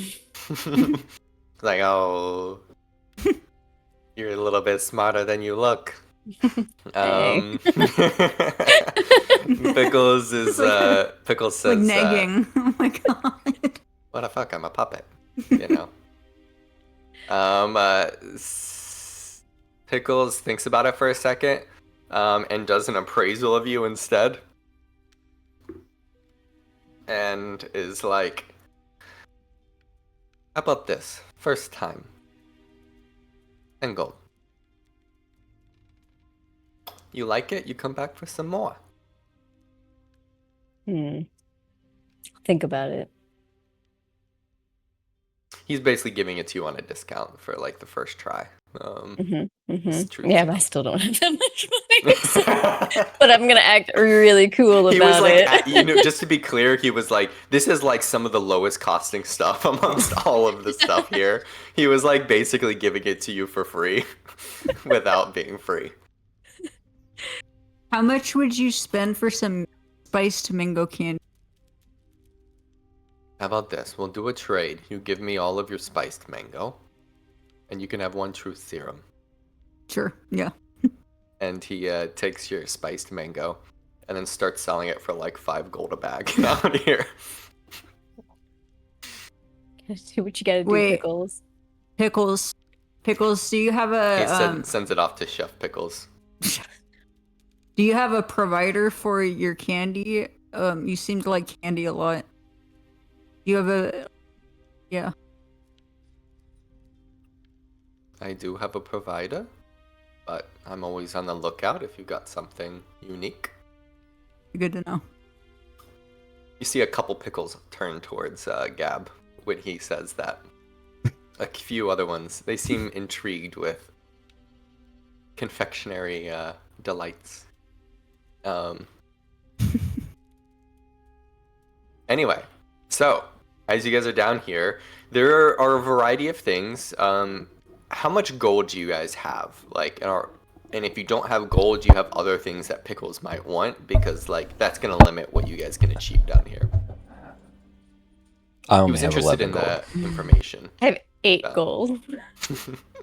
I have 44 and I have no idea where it came from. Gotcha. So he'll take barter or supplies, you know, if you have something valuable like magic items or, you know, anything. But Pickles is What about the wand? Dandy's busy and wand. a businessman. Does he seem to be interested in the wand? It's just a wand. It's a focus. It's not that special. Just a stick. If I I mean, step around, do I see any weapons? Like, do I see any other kind of swords? Like, because Yeah, you I'd see like to keep some- an eye out on great swords. You make a perception check for us. Oh, natural 17 plus 1, 18. Yeah. You are keeping your eyes open. Most of what you see is the kind of stuff Morta would wield. Daggers, like some sort of like kunai or some sort of shurikens. Basically like pretty like stealth ninja shit.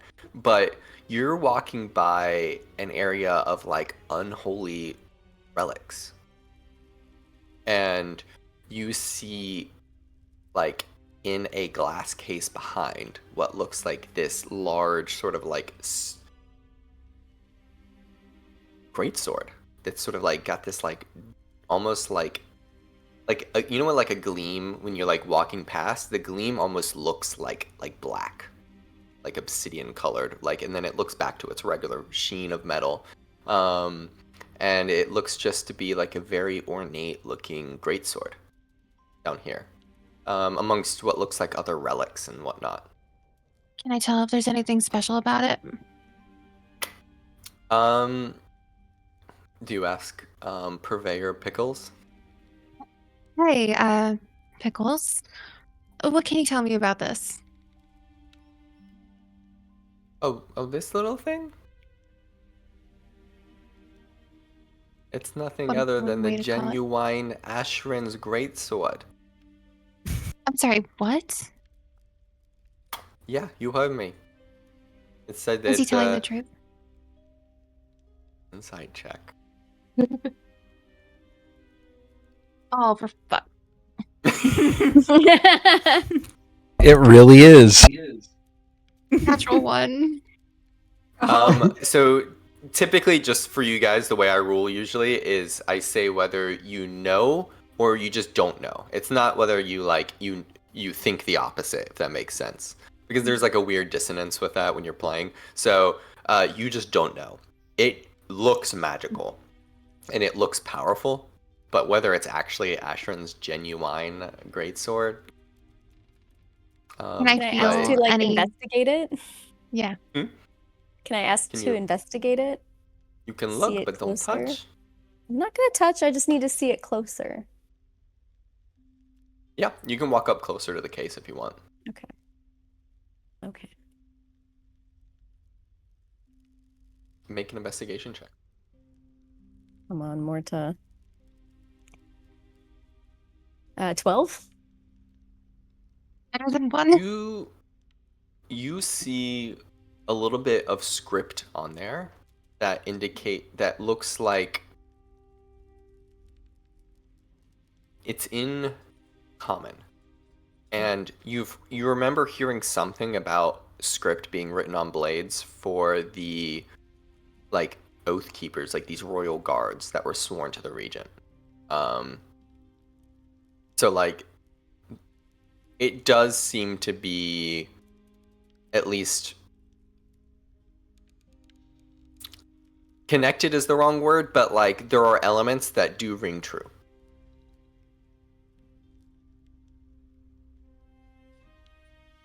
If it's a fake, it's a really fucking good fake. Otherwise, who knows?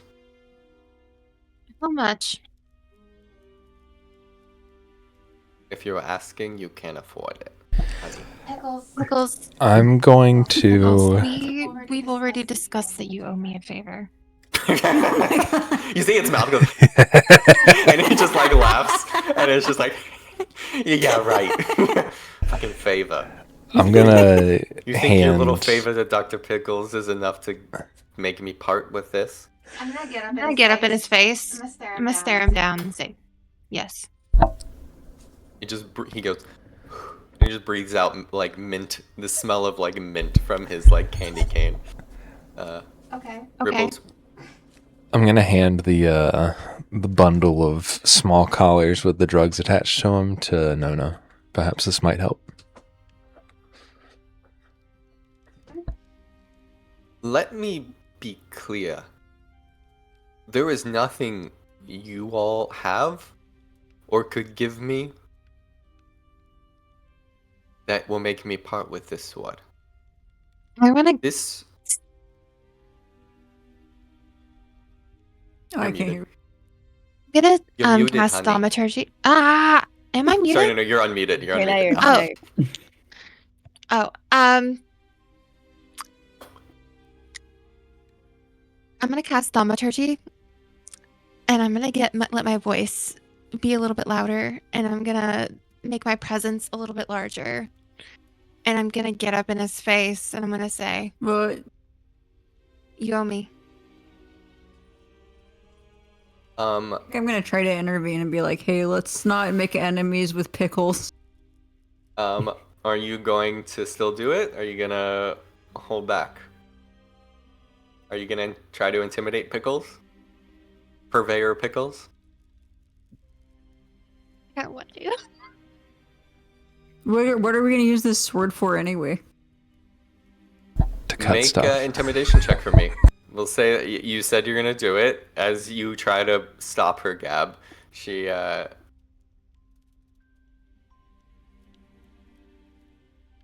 Swear to God, I just rolled a natural 20. as you step in front of Pickles' face, and you don't go loud, you go quiet. You go the whisper that like makes Pickles feel small. And Purveyor Pickles looks, there's a little bit of like a blink in his like otherwise like pretty placid like face.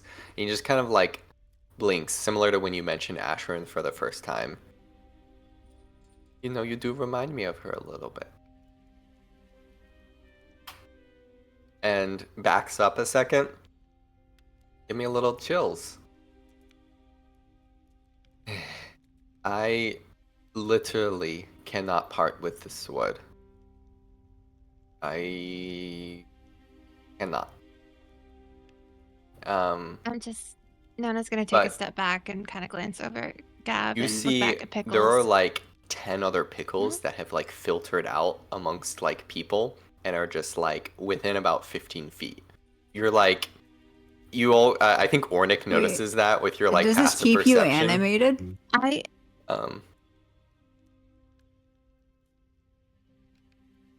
Nona's holding gonna it for kind of just someone. like back off and kind of calm down. I apologize. Pickles says, like from your natural 20, that he's holding on to it for someone.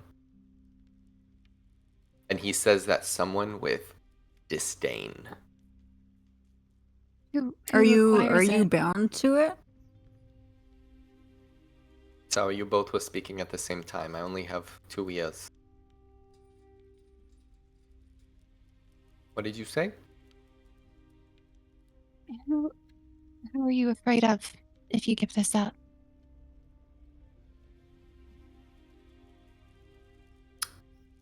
Unless you have any other business, I think our matters are concluded.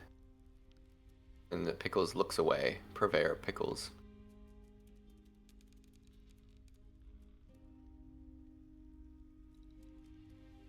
You seem to have pushed Pickles to the limit. And Pickles, the little bit of information that Pickles is afraid of somebody and the sword is theirs is about as much as you're gonna get right now without like literally like doing something crazy. Pickles, do you need help? Perhaps you should get some food with Chef Pickles. Maybe you can find some sashimi. Okay, Pickles shut down. Alright. The mirth and humor in Pickles' rosy cheeks does not ring true with his voice now, as Purveyor Pickles closes shop, and the other Pickles go back to their stalls.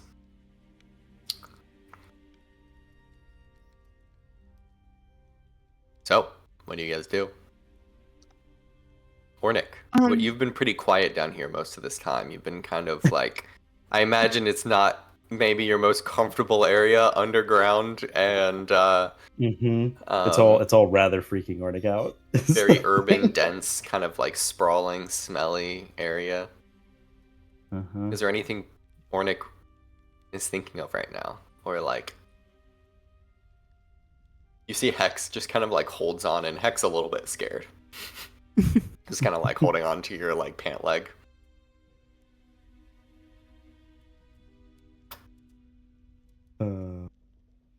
Just kind of Yeah. like looks up at you, voiceless.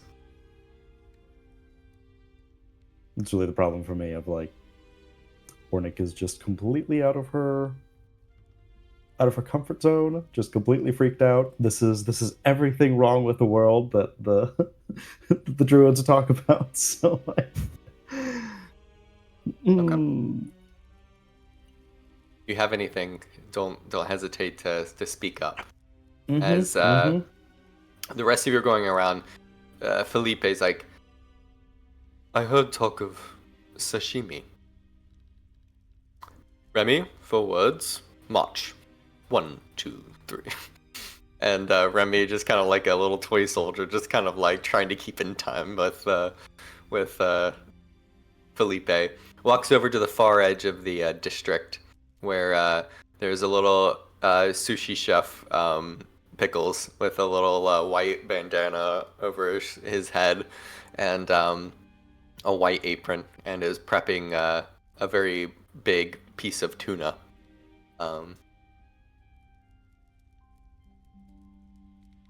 You guys can just hear the cutting board. Hey, Chef Pickles, what's your favorite dish to make? Chef Pickles looks up to you and takes up a bit of fish and just starts to like cut it. Chef Pickles does not talk. How fresh does the Isn't tuna look? tuna? Yeah, to ripple. Pretty fresh, actually. Okay. Which is weird because you guys are very, very far from deep ocean.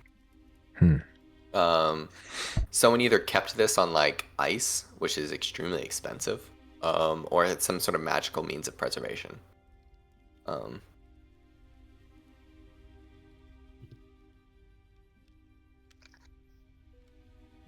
How much for this sashimi? Pickles just like takes his knife and pokes a sign above his head that says 5 silver per piece of sushi, basically. Okay, gonna I'll hand him buy 3 one. gold. I have 11 gold. I don't know how much that Oh. can. 10 Okay, silver that would be per like gold. 22 pieces of sushi. For 1 gold? Oh, sorry, 1. That would get you 2. Okay, I'll just use gold. Okay. Yeah. You do 1 gold, you get 2 pieces of. He asks, or he doesn't ask. He just like points towards sashimi or like nigiri, and is asking like, do you want the one with rice or just like the The just the- sashimi, this- please. Okay. He just gives like a chunk of the fish that's been expertly cut. I'll and, give one to Pat. Okay. So, Felipe goes down jumps off of like the of Remy's head and goes to grab that bit of sashimi and like gobbles it down, licking his lips, and looks at the other piece.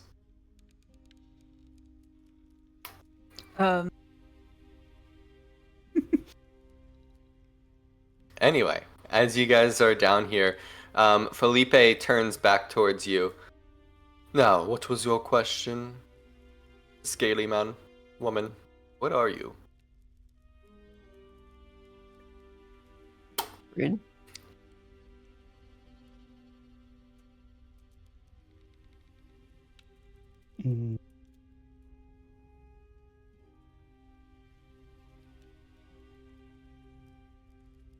What was our? Well, regardless, I do need to head up above. I believe it is time to find my brethren.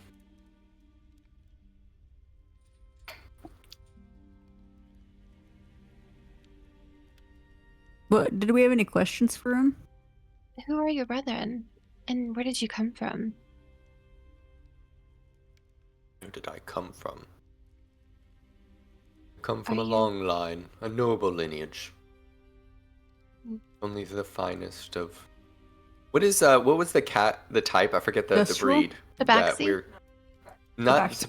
Tabaxi, but the like when I was asking originally about Felipe, like the The most fourth? regal looking cats. What do they look like? Or the name Oh, of the the breed? Persians. Persians, yeah. Yeah. The Persians. Persians. A long line of Persians from the north.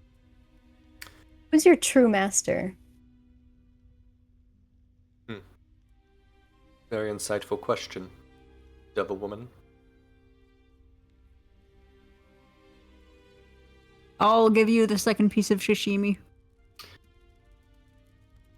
My true master is long gone, but I Oh, will really? find them again. How? When we reunite, my brethren, and we can call them back.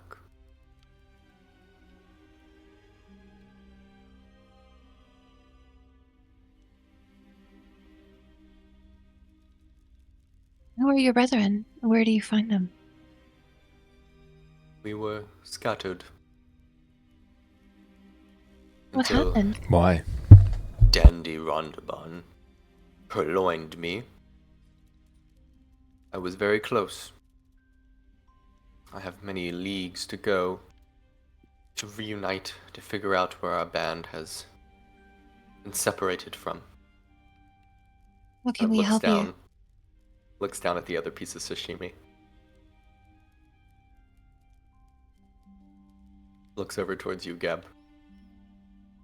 My lips are parched. You want water? I want that fish. You haven't given us a name.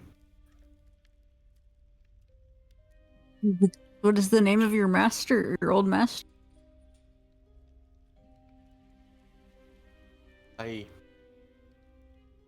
Looks a little uncomfortable. I don't remember.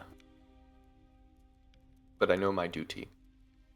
That's I know very my goal. vague. That's how, yeah. Doesn't really. There's been many Yeah. How is that worth a piece of sashimi? centuries.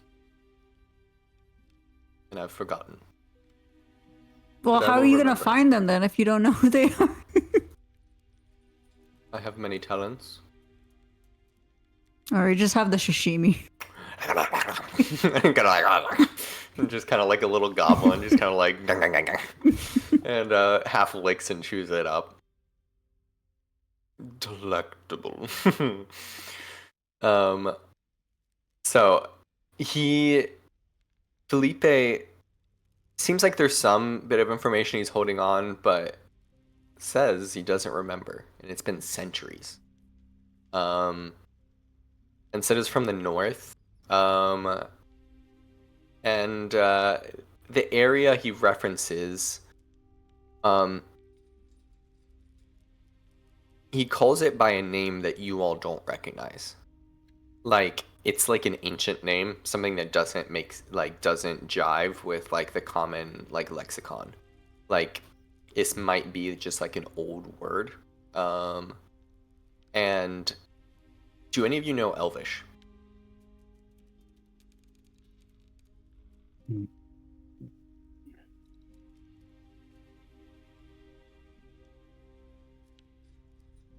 Do you know any Nona, or do you not know Elvish? Are you looking? I'm looking. Yes, I do.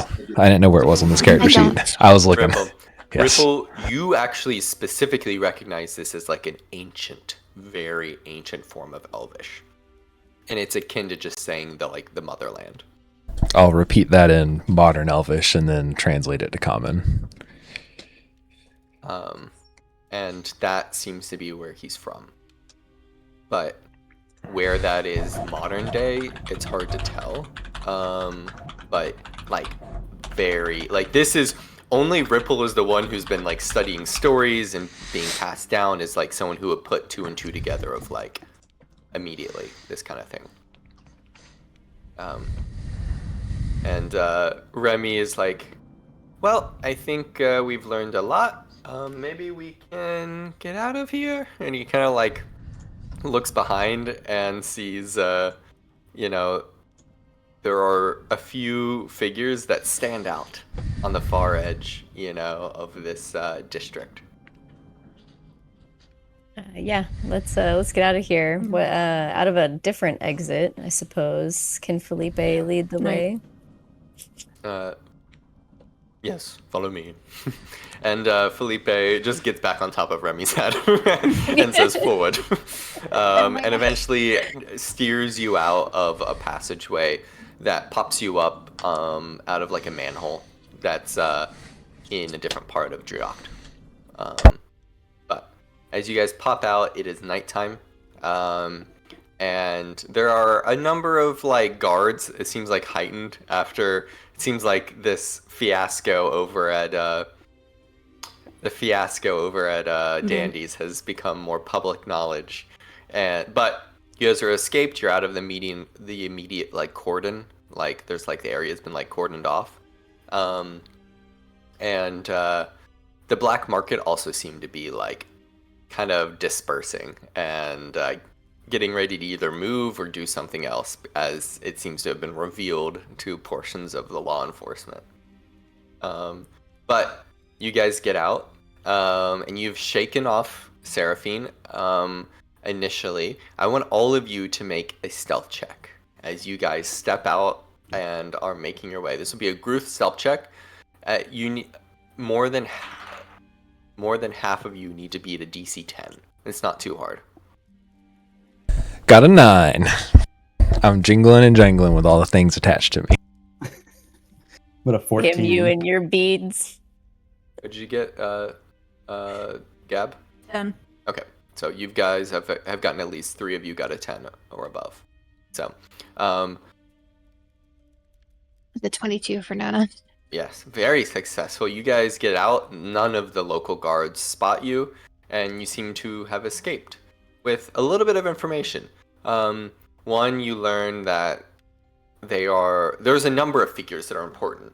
And you're kind of like, you realize you've like started to wade into some like politically fraught environments that Svea was trying to navigate you away from.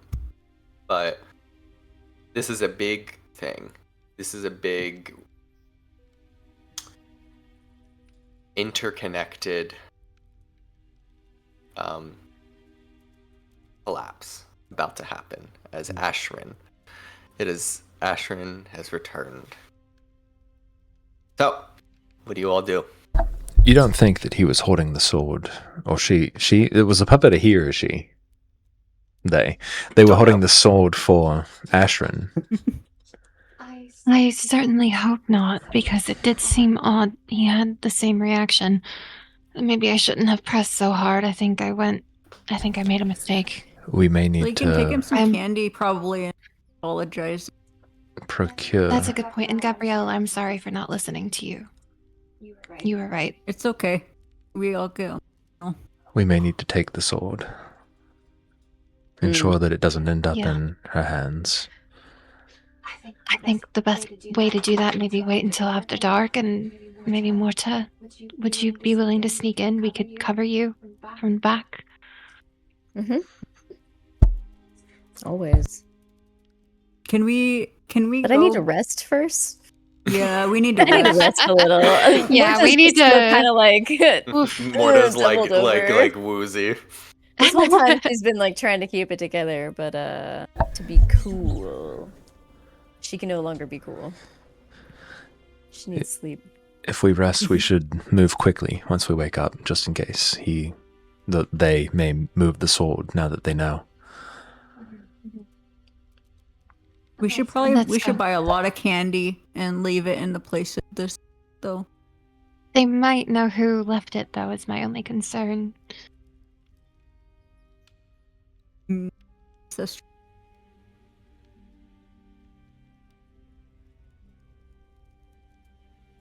Well, is there an alleyway nearby or someplace we could kind of dive into the shadows for, like, maybe a short rest so Morta can Sure, recover yeah, a that's bit? not hard. Okay. We'll just say take a short rest. You guys can spend your hit dice, get back short rest abilities. And we'll say for the sake of this, having navigated your way out, having destroyed a certain pugnacious purveyor of familiars, you all have leveled up to level 4. All right. Also, I have an idea, you guys. What if, and we might be able to get pickles in on it, not sure, but what if, put the sword, if we got it, we put it into the knot, and like to kind of lure Ashrin in there, like to go back into the knot and we close it behind her. Whilst also saving Than. Like, because we have to do a trade, so Than out of there. Put Asher, close it up. I like the idea, but what if the sword makes her stronger in the same way that the crown does? Well, I mean, if she's closed in the knot, then she's closed. So. What if it allows her to get out with the sword? Well, we should ask that guy, the professor, who knows. Maybe we could bring the You guys sword have to about- them. I believe that tomorrow is when you had talked about reconvening with Shinnok Oh, right, to go yeah. to the knot. Maybe we should have the sword when we go. Yes, I'm super down to steal the sword. Okay.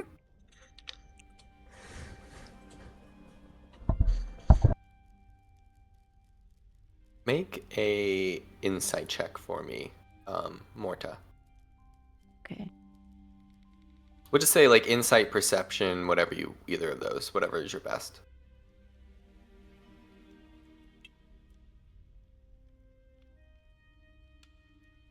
I only got a 10.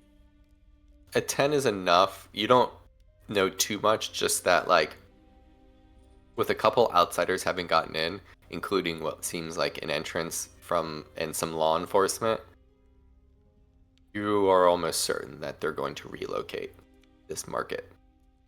And are doing it now, if not have already accomplished it. They'll probably collapse some tunnels, but they'll still be around here somewhere. So you'll need to re-find them or find somebody that can get you in. The original entrance and the one you left may or may not be open the next time you come back.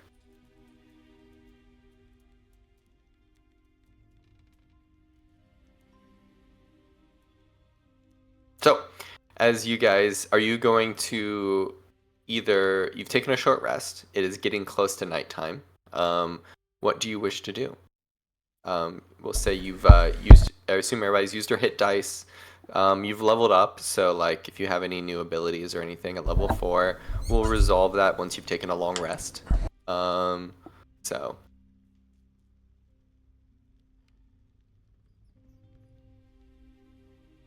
You guys wish to go ahead and just take a long rest, you can head back to the towers. There are a variety of things you could do. You have a few friends amongst this town that might be able to help you. It depends. Morta, did you share with us that the black market yes, probably I moved? do share I gotcha. with the group that, yes, I'm sorry. Yes, should we move now? Probably did move now that we've alerted their suspicion, probably immediately after we left. Do you think it would even matter if we just took a long rest? Would it still be just as difficult now as it would tomorrow morning to find them? Yeah, it would be just as difficult. We'd have to re-find them all together again. So And perhaps we should rest. it's better to rest. Okay. As you guys head off back to the wilderness, I assume, to where you guys rested last time, Remy is eagerly writing down all of this wild day with Felipe still atop his head, and seems to have forgotten that Felipe is even up there at this point. And it's just writing, wow, what a day.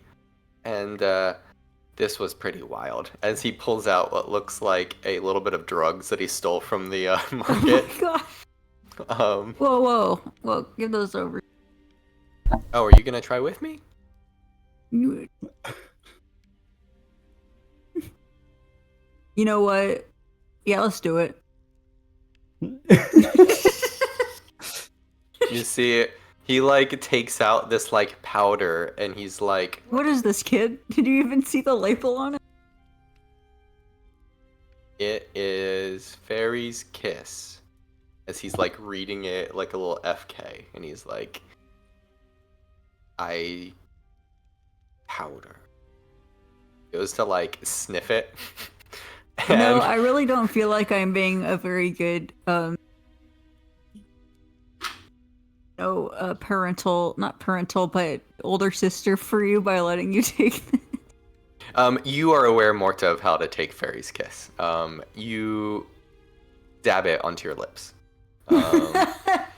And almost like a lip balm or something. And he's like, he is going and he goes to like huff it, like to like snort it basically, because he's like, it's a powder. So I mean, No, I'm gonna stop him and I'm gonna be like, that's not how you do it, kid. And I think you're just a little too young right now. We gotta wait till you're 18, and then you can do whatever you want. Just be near safe people. anything I want. Understood. I don't recommend you do anything you want, but like, you know. I will wait to snort the Fairy's Kiss at a later date. And seems a little bit relieved, like he was not excited that his adventurous spirit was taking him into a very uncomfortable place. But we'll say you all rest, you long rest. So, unless there's anything else you wish to do in the evening, anything to discuss or talk to your other allies. So, you all have long rested, we'll level up. So, a big thing with the new 2024 rules is you can either take 2 ability score improvements, so like +1 or +2 to 1 stat or +1 across 2 stats, or all of the feats give you some bonus and +1 to a stat. So if you already had an odd number, a lot of people will take feats. We'll resolve all this stuff kind of like, I think probably after, to give you a little bit more time to think about it. But for the sake of this, you guys are a little bit stronger than before. And you wake up a little bit wiser, a little bit more skilled, perhaps with some new tricks up your sleeves.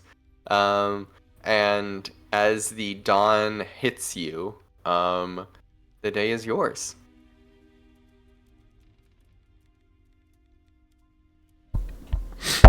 The city of Archery, kind of like the line of pilgrims, has grown even longer. And as you sit here, you see like the city of Archery dwarfs this town of Driocht. That it sits here nestled amongst this like canyon walls and the rivers that pour into it. And you've only seen hints of it, but you know it is like this religious cradle of civilization. And the magic ugly stepbrother that is the Driocht that kind of sits shunted out to the side because of its affinity for arcane magic. You guys wake up. You have probably half the day until it is your turn to meet with Shinnok, or Shinnok will find you.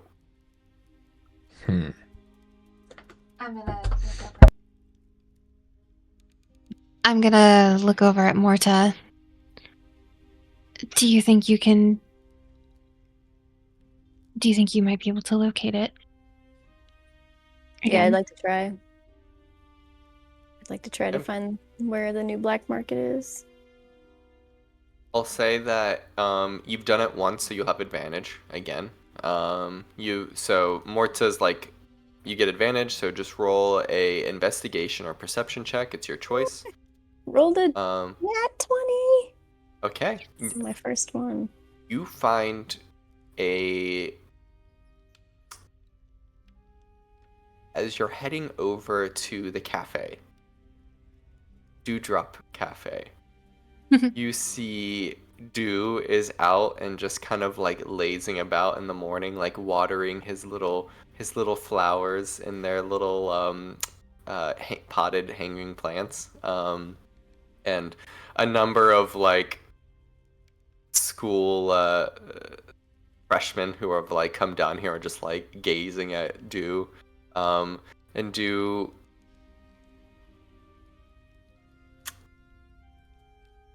is connected with all of this. You see, as you're walking past, the little hare folk who's like sitting at a table and passes something to Dew, and you're like, Dew's involved with Obsidian Order. Dew has a way into this area. Dew is not so airheaded as he might have portrayed, or perhaps maybe not in the same way. But Dew is connected. As you see this hair folk, Dew would pass off and then hop along away.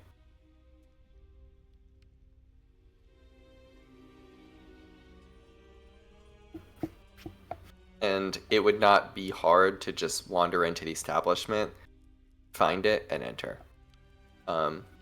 Morta, I've seen you flirt before. How willing are you to get him to tell you some information? Oh, but we can just walk right in, right? Because I got a nat 20. you as you guys go to walk in, you see Dew kind of like turns around and is like, "Oh, do you all want any drinks? Perhaps a cappuccino?" Yes, I would like 5 cappuccinos, and I want them to be extra dry. So it'll take you a long time to do this.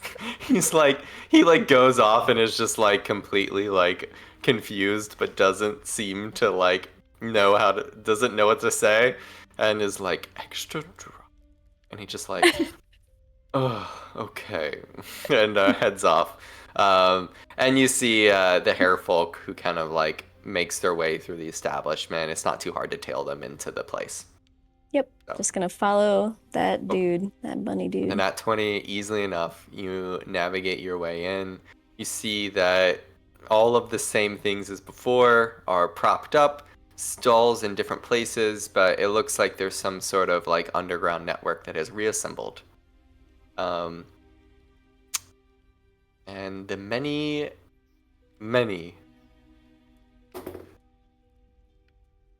pickles licking their lollipops.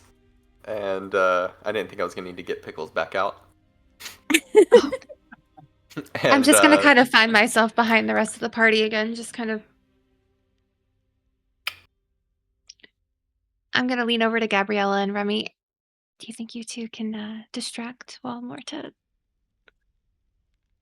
does her thing? Hey, Pickles, we were talking about how you have a supplier. Yeah. Who's your supplier? Someone in the city. Do you need some? Yeah. Oh, what do you want? We got, we have mint confectionaries. There's a lot of salt taffy over from the coast. While he's what's your favorite? talking, Nona's going to walk in the opposite direction of the sword and trip on a stall and knock it over. Okay.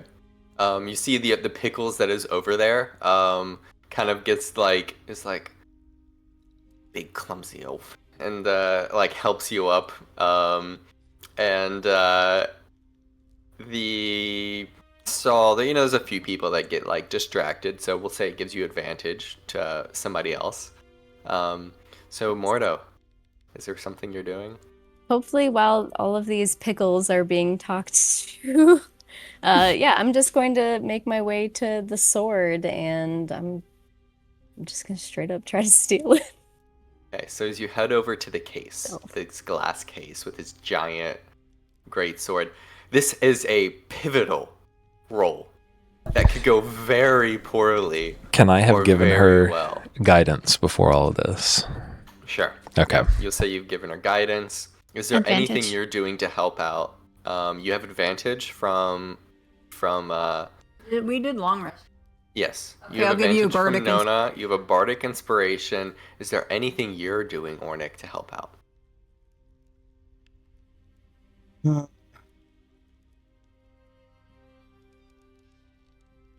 don't know what I can do exactly. Give me moral support, Ornick. That's what I was like. I know it's like moral support. I mean, like I can cast guidance. That's about it. I cast like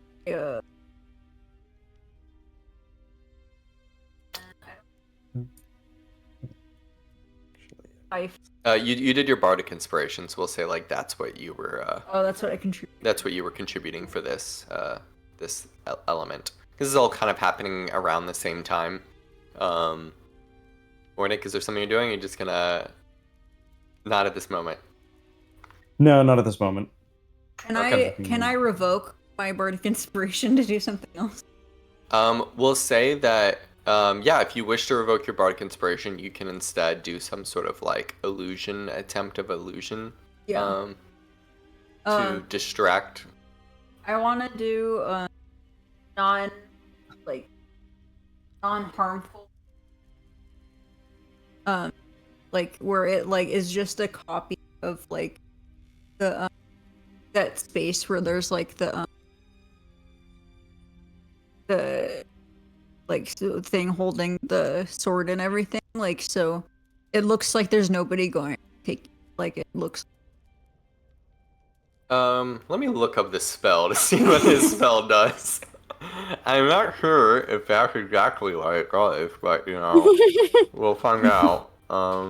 Phantasmal Force. Let's see. You attempt to craft the illusion in the mind of a creature you see within range. No larger than 10 feet. Perceivable. Sound, temperature, and stimuli.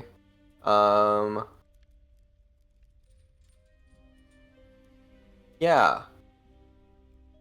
So Yeah, you're or does saying somebody have like the cloud thing? Like, does anybody cast like cloud like? We'll say for the sake of this that like Ripple did his guidance. Oh, yeah. You're going to try to do this illusion. So he's going to make an investigation check against your spell. And your spell DC is what, 14 now, I think, because you got a +1 from last. So your spell save DC. So his investigation check, natural 2. As this illusion seems to take hold, and unbeknownst to you, well, kind of, these pickles all seem to be linked. And the illusion seems to take hold for all of them. So you have advantage. You have the ability to do it because there's an illusion kind of like quietly like obscuring you, Morta. You see this glass case. You can see what looks like a small like filigreed lock that's on the edge, and otherwise just sort of like this sort of like ornate metallic kind of frame to it, and this large hardwood base. And there's a small pillow on the bottom and little lights on the inside that are like giving a nice sheen to everything. What do you do, Morta? Break in and I steal that thing. Are you gonna try to pick the lock? Yeah, I'll pick the lock. Or I'll try to when be you meant quiet break in, about I it. just went like, are you trying to pick Yeah, the lock? Or you I'm trying to okay. pick the lock because I'm trying to be quiet and stealthy. Okay. Make a thieves tool check for me. So I believe this you as a rogue you have thieves tool proficiency. Under your like rogue stuff, did you take that as your expertise, or did you just take what did you take as your expertise for your skills? Sleight of hand and stealth. Okay, so we'll give you expertise with this roll. So roll a d20 and then add I think 6, right? Okay. No, 8, I believe, right? Because you have +3. No, +3 +4, so +7. So +7. Okay. should be And I get to +7 too. advantage, right? You get advantage. I'm gonna tell you And right guidance. now, this is a DC 25. Oh, This is a Advantage really and guidance. You get advantage and guidance. This is a really D4. hard check. This is a very well protected area. All of what your allies have done have enabled you even in the first place to like attempt this. All right. Roll All with right, advantage. guys. +7. Oh, I rolled a 17. Oh, the how 24. much? Add your guidance. 24 plus your guidance, so add a d4. That's already a success. That is, yeah.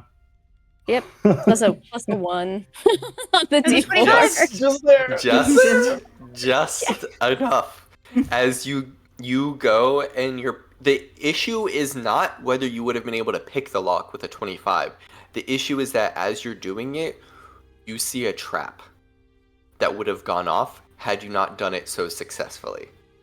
And as you pick the lock, the door just like opens just a tiny bit, and you see this massive greatsword that is like probably like a solid like foot longer than Nona's.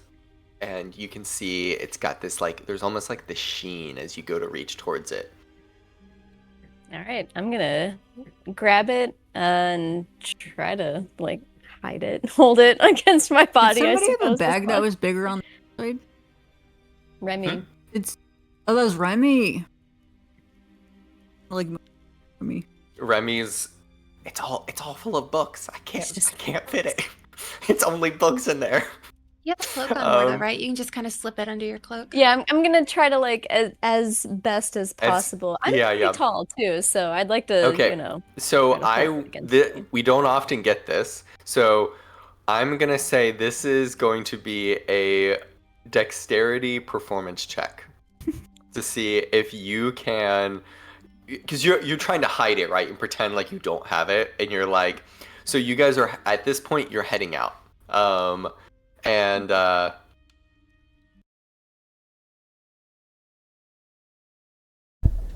it is, you can see the pickles like are a little bit like disconcerted. This is a new place, they're not used to it yet. You're stepping out and no one seems to be the wiser at this point. And the rest of you see like Morta is like standing ramrod straight and it's just kind of got it like hidden. Like it's almost like a shotgun in your pants, you know, where you're like walking like robotically. Penguin, yeah, just modeling. What is your role for us as you're creeping out of this area? Because I assume at this point you guys are just booking it. Yeah. Yes, I would like to leave. I've like given the signal. I've like looked at them. Like I have it. I'm like, let's get out of here, guys. And so the Metamucil's hidden. You see at the far edge of this district what looks like, this is the wrong music. This is way too humorous. I need something that's way darker. Well, first we'll say like we'll wait for your roll. Wait for you to either reveal it yet. I don't know exactly if you've said it. But I need something that's fully tension. I don't know what it is, so I'm just gonna like, let's do this one. See if this works. As you guys are starting to creep away, we'll say Ornick, you were the one who wasn't helping. Make a perception check for me. All right. That is a dirty 20. Ooh. You see two figures on the far side. You see one, the Synarch, the member, Calyx, the one that is down here from the head of the Obsidian Order, the local chapter. And next to her, you see a very tall Goliath that looks very similar to Ashrin.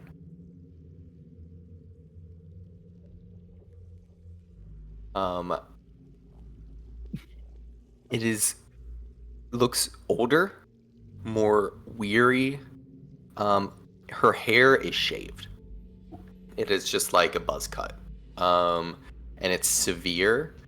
And she's walking with her hands behind her, like almost like in Star Wars, the Imperial officers walking behind. And you see she's like, everybody is stepping out of her way.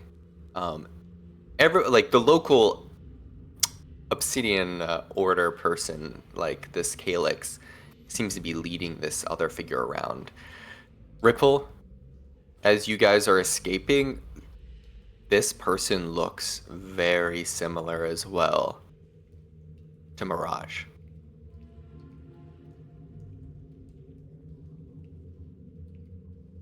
Are you going to push further to learn more information, Ornick, or are you going to dip with the rest of them? Oh, I'm getting out. Okay. Yeah. As you see this figure unwilling to push further, knowing that this is on the edge of something important, the rest of you start to creep out. What was your role, Morta, as you Remind were me, was it escaping? dexterity? So this is going to be, we'll say this is, we'll say for the sake of this, it could be like a performance check or a stealth check. But you use dexterity for it. So you can either pretend like nothing's going on and just do like a performance, or you can try to like actually stealth away. Okay, yeah, I'm gonna actually stealth away. Cause It's gonna be a that'll higher DC because like, you know, this is like you're out in like an open stall, you know, area. But it's up to you. The DC for the stealthing away is gonna be a 20. Oh, perfect. Yeah, so I got a 22. Wait, 21. Sorry, 21. You step away with this sword. At this point, you're not even really trying to hide the sword. You're just trying to pass it off as if it's yours, and you're just beelining it and just being as brusque and quick as you can. And the rest of you are just kind of like all in tow, just like, okay, gotta get out, gotta get out, gotta get out. And you see far at the edge of the space,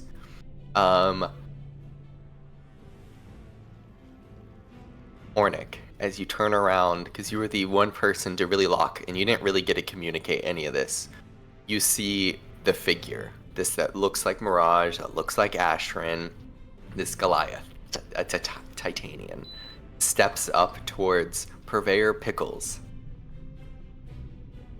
And whatever is at that store, as you guys dip out. And you escape from the underground with 2 very successful, very pivotal rolls. You don't know how long you will have. You have this. You don't know how long you will escape without information. But as you guys make your way out, you guys escape. You make your way over to Driok Towers to find and reconnect with Shinnok and head to the knot. And we will meet again as we finish this episode. I'm giving this Thank you sword all. to Nona. I'm like, I can't carry this anymore. It is I'm gonna take it and I'm gonna sling it into my back underneath my shrug and have the hilt kind of covered with my wool shrug on my back. Cool. Nobody else to know. Thank you all. No one's gonna know. Thank you, Adam. That was such a great session, and I Thank hope you you, guys join Pickles. us soon. I don't believe we will have. I don't know if we have a set date for when we will be back with Casus, but if you are in our Discord, we will announce that soon. Thank you guys once again, and thank you, Pickles. Round of applause for Adam for getting dressed up today, because that jump scared me earlier. But I hope everybody has a wonderful rest of your weekend, and we'll see you back on Monday for Echoes in the Grey City. And don't forget to sign up for more games in our Discord. Bye, everyone. Bye, stream. Bye-bye. Best stream.